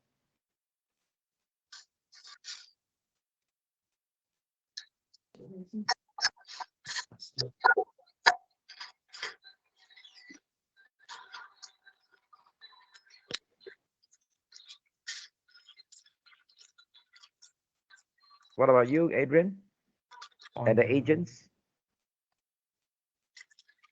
C. C for China by the Yeah. agent? Yeah, Correct, Mhm. correct. So we don't cover consequential loss, So that is correct. The last one is called money insurance. So I hope there's no other question. If there's question, just unmute yourself. We have 8 items here before we wrap it up. So the scope of cover is money insurance in transit, which is carrying from point A to point B. Now, don't think that now with the online and all those money, let's go to the bank, they don't use it. Many of those so-called contract workers, they don't have a bank, especially foreign workers. What they do is they need to see the bank negara, and they want this money to be given to them in cash. The only problem is when there's a money in transit, make sure there's no deviation of the journey from the transit Okay, I got while carrying. Okay, so important thing is no deviation means point A to point B. When you carry money now, let's say, Oh. for example, I give you 100,000, absolute cash. Most of them are put in the paper basket or paper, whatever envelope. No, I see most of them is like carrying not money, like that. No, and some of them will carry haversack. And I've seen real life in front of me in the queue. Who are these guys? 100,000 of money put in the bank, like that, to the ATM machine. Possibly it's a money laundering, but nobody will do that. Sound mind. But anyway, this money they usually do it by going straight to the bank because you're carrying money. You don't go and let me go to have a ice cream first or teh tarik first before I go to the bank. They don't do that. They go straight away. Okay. So of course there's one agent who stomach tell pain, me, stomach pain. sorry. If suddenly stomach pain on the way, stomach pain. A stomach pain, you carry along with your money to the toilet. You don't put it outside. You don't bring it into the car. You bring it inside. Let's say I carry my laptop. My laptop follow me. I don't care how. Die also. Stomach ache also carry inside the toilet. I guarantee you, you will do that. Now, wherever I travel, because the laptop is nowadays with the battery, can be detected. So even shopping, after teaching, I bring my wife for makan and then shopping center. How? Carry the laptop lah, like that, and then go. No choice. You have to be like that because it is, I mentioned, security, take precaution as if you are no insurance. What would you do next? Now the other thing is money in premises. Now a lot of people ask, if I sorry, going back to transit first. This is one of the agent asked, and then suddenly when I walk, somebody pickpocket. Is it covered or not? Pickpocket means the money in your pocket. No. I'm asking you, this money belongs to you or belongs to the company? If belong to the company, question is this accidental? No. Now it's a lot of things will happen because the police will squeeze you until you tell the truth. You cannot just say to insurance guy, I've been pickpocket. Now I want to claim fire insurance. You have to prove for. So there's no say right or wrong answer. You have to be quizzed by the police, and the police say, yeah, it's a genuine claim. Then okay, you must report to police. Remember, you don't report to police, no cover. It's no joke because it's a criminal act. Okay, so it's just like burglary. You have to report to police. Money in premises. Money in premises, usually they need to have a lock safe, lock drawers, cabinets. Cabinet, I mean a cash register, and also this safe. And of course, for those strong rooms, you can see that most people do not have a vault or strong room unless was determined by the insurer or the reinsurers. There are so many of these so-called like jewelry shop. They wanted to insure. And back 20 years ago, there was one guy called KK Poon who actually I was looking at him, and he don't know for what reasons he contacted my CEO, and I look at him. We've been discussing with him for 2 solid years. I also never write his business. Not that I cannot write. The only thing I see his face, he's not in Malaysia, he's always in Thailand. Okay? He is a Hong Kong guy, but he work in Thailand. It looks okay to me, but I don't feel safe, because he quietly say, I place the business overseas. I'm only the insurance fronting for him. Why should I do that? If I write the policy, I must know where I place the business with. If there's a claim, who will pay the claim? My company, not his, because 90% is reinsured. That's why I don't want to insure. So I told my CEO, I'm not interested. The business is not done this way. I must be in control. So this is a second thing that you need to bear in mind. Money in premises is something that they need to put a safety vault. It must be the combination of you dictate certain height, certain brand, and certain type of material. Now, for strong room, the wall that you see is not made of brick, my dear friend. It is not made of brick. They're made of kind of a concrete material, just like your cash. That's like a safe. They pour in concrete. If you open up a chop safe, you cut it open, you see that inside is all made of this so-called material. And inside the concrete, there are a lot of those metal parts in flyers, so that even you use a drill, the drill bits will burst. And that's how they stop the entry. Okay. So there are 2 type of combination. One is a key and one is a knob together. So one person will hold a key, a second person will hold a knob. So they don't give you a password. They keep changing password. So they do not know. So that is an area that we want to highlight to you, that You want this to be safe, you must make sure that it's done this way. Okay. So the other thing is the damage to the safe, damage to the strong room, is it covered? The answer is yes, because it serves as a deterrence, as a security. So, but you need to put out how much. It's too expensive. You want to put a sum insured there. That is possible. So these are all stated in the policy called definition of business hour. You can see it is mentioned. Business purposes during which the insurance employee is trusted with money are in the premises. Now, what is missing here is, what if the money is not entrusted? Because it's called business hour. So whenever you see a policy cover money in premises, they will cover during business hour and out of business hour. And out of business hour means you balik already, so this is also covered. Money also defined here. Again, you mentioned here, including money orders and bill of exchange.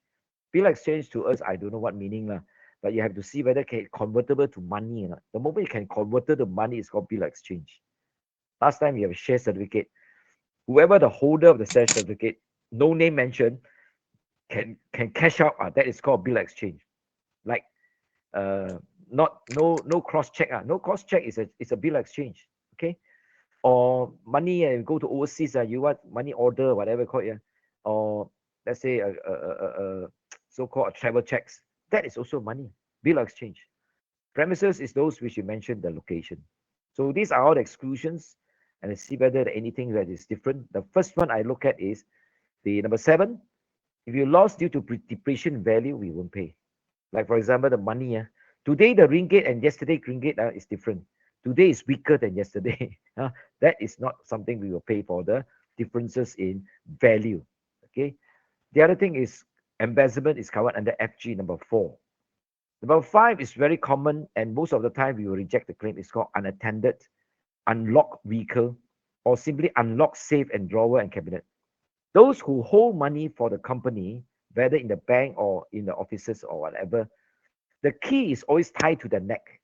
The key, there's a string like a name tag, the tie. The moment they step out, the key is always there. They won't leave the key on the drawer on the safe. No, it will tie it again and chow together. That's how. And number 6, very important, no key must be left at the end of business hour in the premises. Okay, you must comply with all this. As for conditions, straightforward. Number 5 is important, I mentioned already. Even pickpocket, report to police. So that let the police do all the work. And then the insurers will wait for the outcome. If the police say, tak jadi, menolak ini, menolak means reject, then reject. So after they're committed already, then we ask the loss adjuster to come in. And the loss adjuster will do nothing but just interview, and find out why, how. So all those questions that will come out is very standard, which you know that it is not easy to break through. Okay. So when it comes to money, we need to make sure there's a proper record, so that the money actually has been taken out and sent for payment. Now, don't assume that the security guard is very, very honest. We have paid claim during my time, last 2 years, is that the security guard actually counted the money. And after counting already, the security guard, 2 of them, including the money, disappear. But they cannot escape because the police will go after them. Some or other they found, and of course the money all recovered. But what I'm saying is not small. They're talking a few 100,000. Okay, these are the things that they are very silly. These things are all can be checked. People can trace you anyway. Where you stay, where you hide out, all they know because they are always watching you. Okay. So the other thing is that don't misrepresent number 10. The rest are quite standard. Clauses is you have this cover for number 2. We cover for those who carry money up to 10,000 ringgit most of the time for the carrier, either 1 person or 2 persons. Okay, this is a very dangerous job. So whoever who are actually carrying money, I advise them don't do that, because they are usually a marked one. The person in the bank are watching you, and the person outside is watching you also. So they connect each other by WhatsApp. Then you are caught. Okay. And funny thing is, we also do cover number 4, which is called abscondment by messengers. You'll be surprised because we do cover, because these messengers usually carry around small amount, maybe a few hundred, couple hundreds. You give them too big amount, they will not only, but they disappear suddenly, because the salary is also small. So when you give them such a high money, they will just disappear with the money. So the discovery period is not 6 months, it's 7 days only. Some company live 3 days only, must discover within 3 days. Okay. And of course, when you encounter with a robber, you try to walk away with the money and try to confront try to fight back with a robber. You may cause damage to your personal clothing and loss also of personal effect, like your watch, your glass, even your pen, whatever, all can be lost also during that time. So all this can be covered. Okay.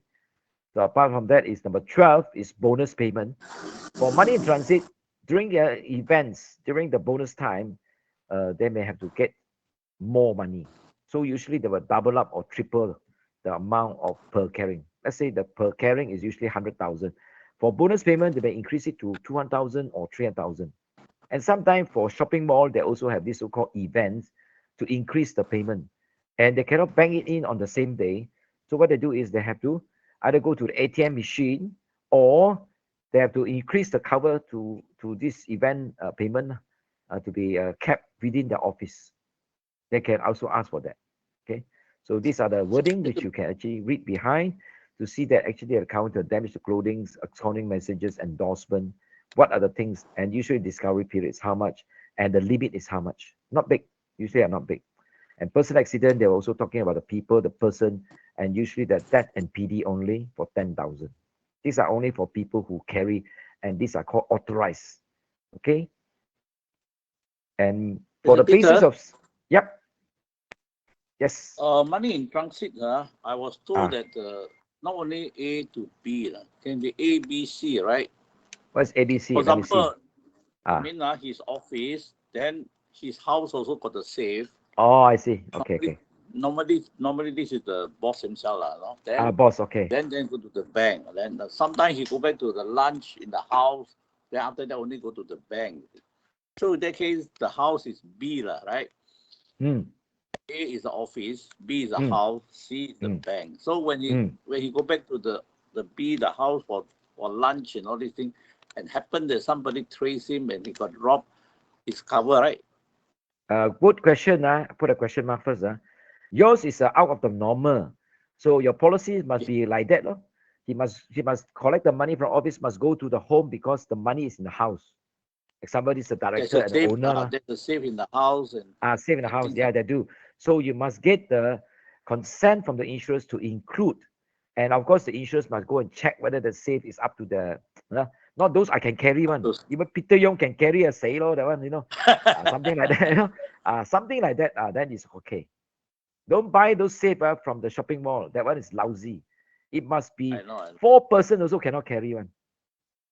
That is called safe. Don't buy from shopping mall. Yeah. I always advise those people in the house when you buy, they will normally seal it to the floor, or the wall. Yes, seal it or bolt it to the floor. Okay, nobody so can carry the whole thing. Exactly. But in that case, in that case, if the money happen to go there, then you take a nap, you lock the money in the safe, then also normally this safe also they got their own personal belongings like watches and jewelry. So in that case, beside the money, the jewelry will be paid stolen at the same time. Stolen at the same time. Money policy is covered only, and always cover the jewelry and the provider here got the insurance in force. Okay. Thanks. Make sure separately covered. Not the money. Money is money. Yeah. Okay. And you're most Mr. Lai people again. say, I'm KK Lai. To my understanding, most people say, never mind lah. If they come. After all, the money insurance pay, but jewelry, you cannot claim. I say unless you buy a separate one, then. Yeah, always correct. But for the money policies, make sure you include robbery and hold up. Because you have to extend that. Don't play. You see, you're right. There's such thing. Yes, there's such thing. This shop at the evening about 5-6 o'clock, close shop want to go home. By the time they lock the door, these people already ambush him and go into the shop and rob. This is also under the money in transit or money in the private. Because you're under robbery, so they use arm. Maybe this is a toy gun, I don't know, but they ask you to force inside. That is also payable. Yes. Okay. Thanks. Okay. Okay. Thank you. So armed guard warranty is actually more expensive, but of course we need this. For example, Standard Chartered Bank. Hey Peter, I'm going to carry from this day to this. Somebody strike a rotary. I say, why you tell me? What time you tell me you was going to be saying? I said, why you tell me? So I tell the guy, don't tell anybody. This is your P&C. I ask you, don't tell people because it's for your good safety. And after that, they know more already because you're not supposed to do that. And you don't tell me the route. From here, I go to Tun Isma, I turn to Imbi turn. Don't tell me this also because this is again wrong. Don't tell people. You don't even have to inform. Last time when I first started in the 80s, we were asked to know where is the routing. No? Then after many years, I say this is not good, very dangerous. Oh, don't. Okay, make sure you do not do that. Okay, so the other thing is that how do we word it? Now these are the standard. Like just how Mr. Lai said, money in transit from bank. Now this is the standard. If you want to change this, by all means talk to the insurance marketers, underwriters to seek agreement because this is a boss ma, so of course he has a safe and you're very comfortable. Then okay, go ahead. Okay, but it's not always he will do this. From only occasional he can go back and maybe he want to have this money. Some of this money you cannot get from the bank immediately because they're not dealing with 10,000. No. They're dealing with few 100,000. No. So therefore they need to keep it somewhere permanently in the home also. And of course you can exit to cover, make sure that they have this so-called security, like even an armed guard even in the home. You sometimes see a house there got armed guard one or guard Why? Because these guys are really got money. And we have paid one claim, which is in Sierra Mas, and they have cash about 500,000 because of the negligence of the security guard they break into. And the claim was paid out from our policy because we were insuring the security guard. That is under liability. So after that, we asked them to electrify the whole premises. You can say Sierra Mas, but I'm saying the whole premises of this building. Electrified means that the electrical wire is there. They will put there a signboard, jangan main-main, don't touch. At the end of business hour, you can see that in Taman Maluri, a few of the premises are like that. Because these are those people who actually have real money there. So they need the money. I'm sorry to say your job are like that. And I also issue money transit from point to A to point B overseas. And they have this so-called, the lock are like a criminal lock together with the bag. And you carry with the bag all the way, of course, with a security guard all the way. And he's don't wear with the uniform normal dress, So they will carry and this money, and these are jewelries and money also. And these are all big timers.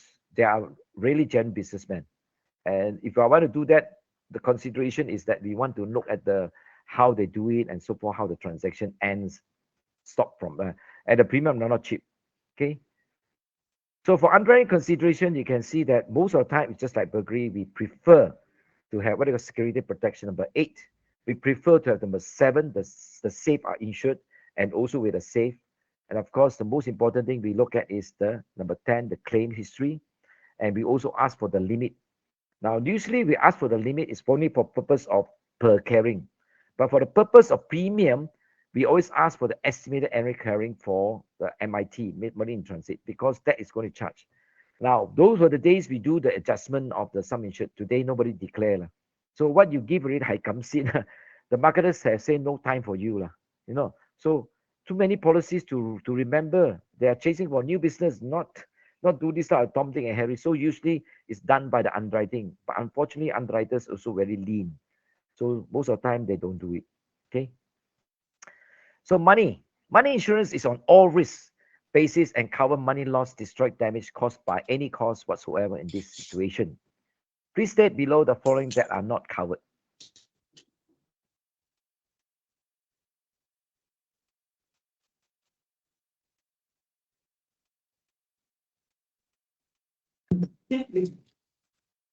Adrian? Let me have a look. Okay. Is this C? Adrian. How about you? How about you? Personally, I will answer C also. Okay lah, you're ngam lah. Lucky thing you got it right. Otherwise, I'll be the most unhappy person. How can almost the end already you say you don't know gaucho. Money insurance is required to cover against all the following except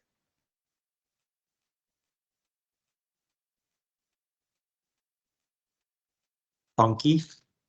Yeah, infidelity of employees you cover under separately. Although we have those who call abscondment by messengers, but that is only a very sub-limit. Only by the way, only not always. Okay.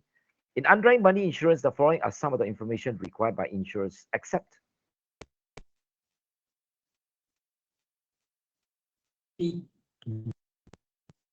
Donkey. donkey. Yeah, donkey. All the agents put donkey. Very good. This one, money insurance cover against the following below.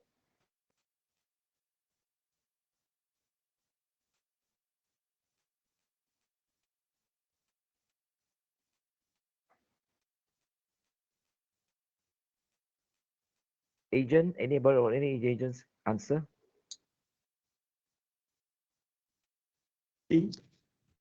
Sorry? Cat. China. China, that's correct. Well done. The following describe exclusion in money insurance. State which one is not correct.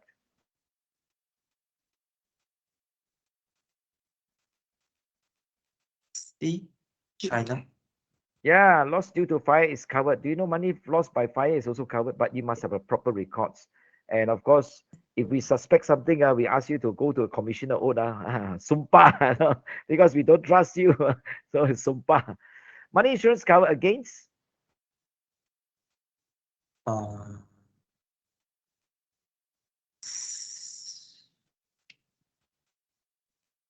What did the China. agent say?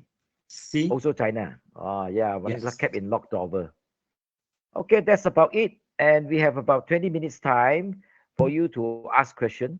So any question? Have about time for you to ask question. So any question? Have about time for you to ask question. So any question? Okay, thank you, Peter. Thank you, June.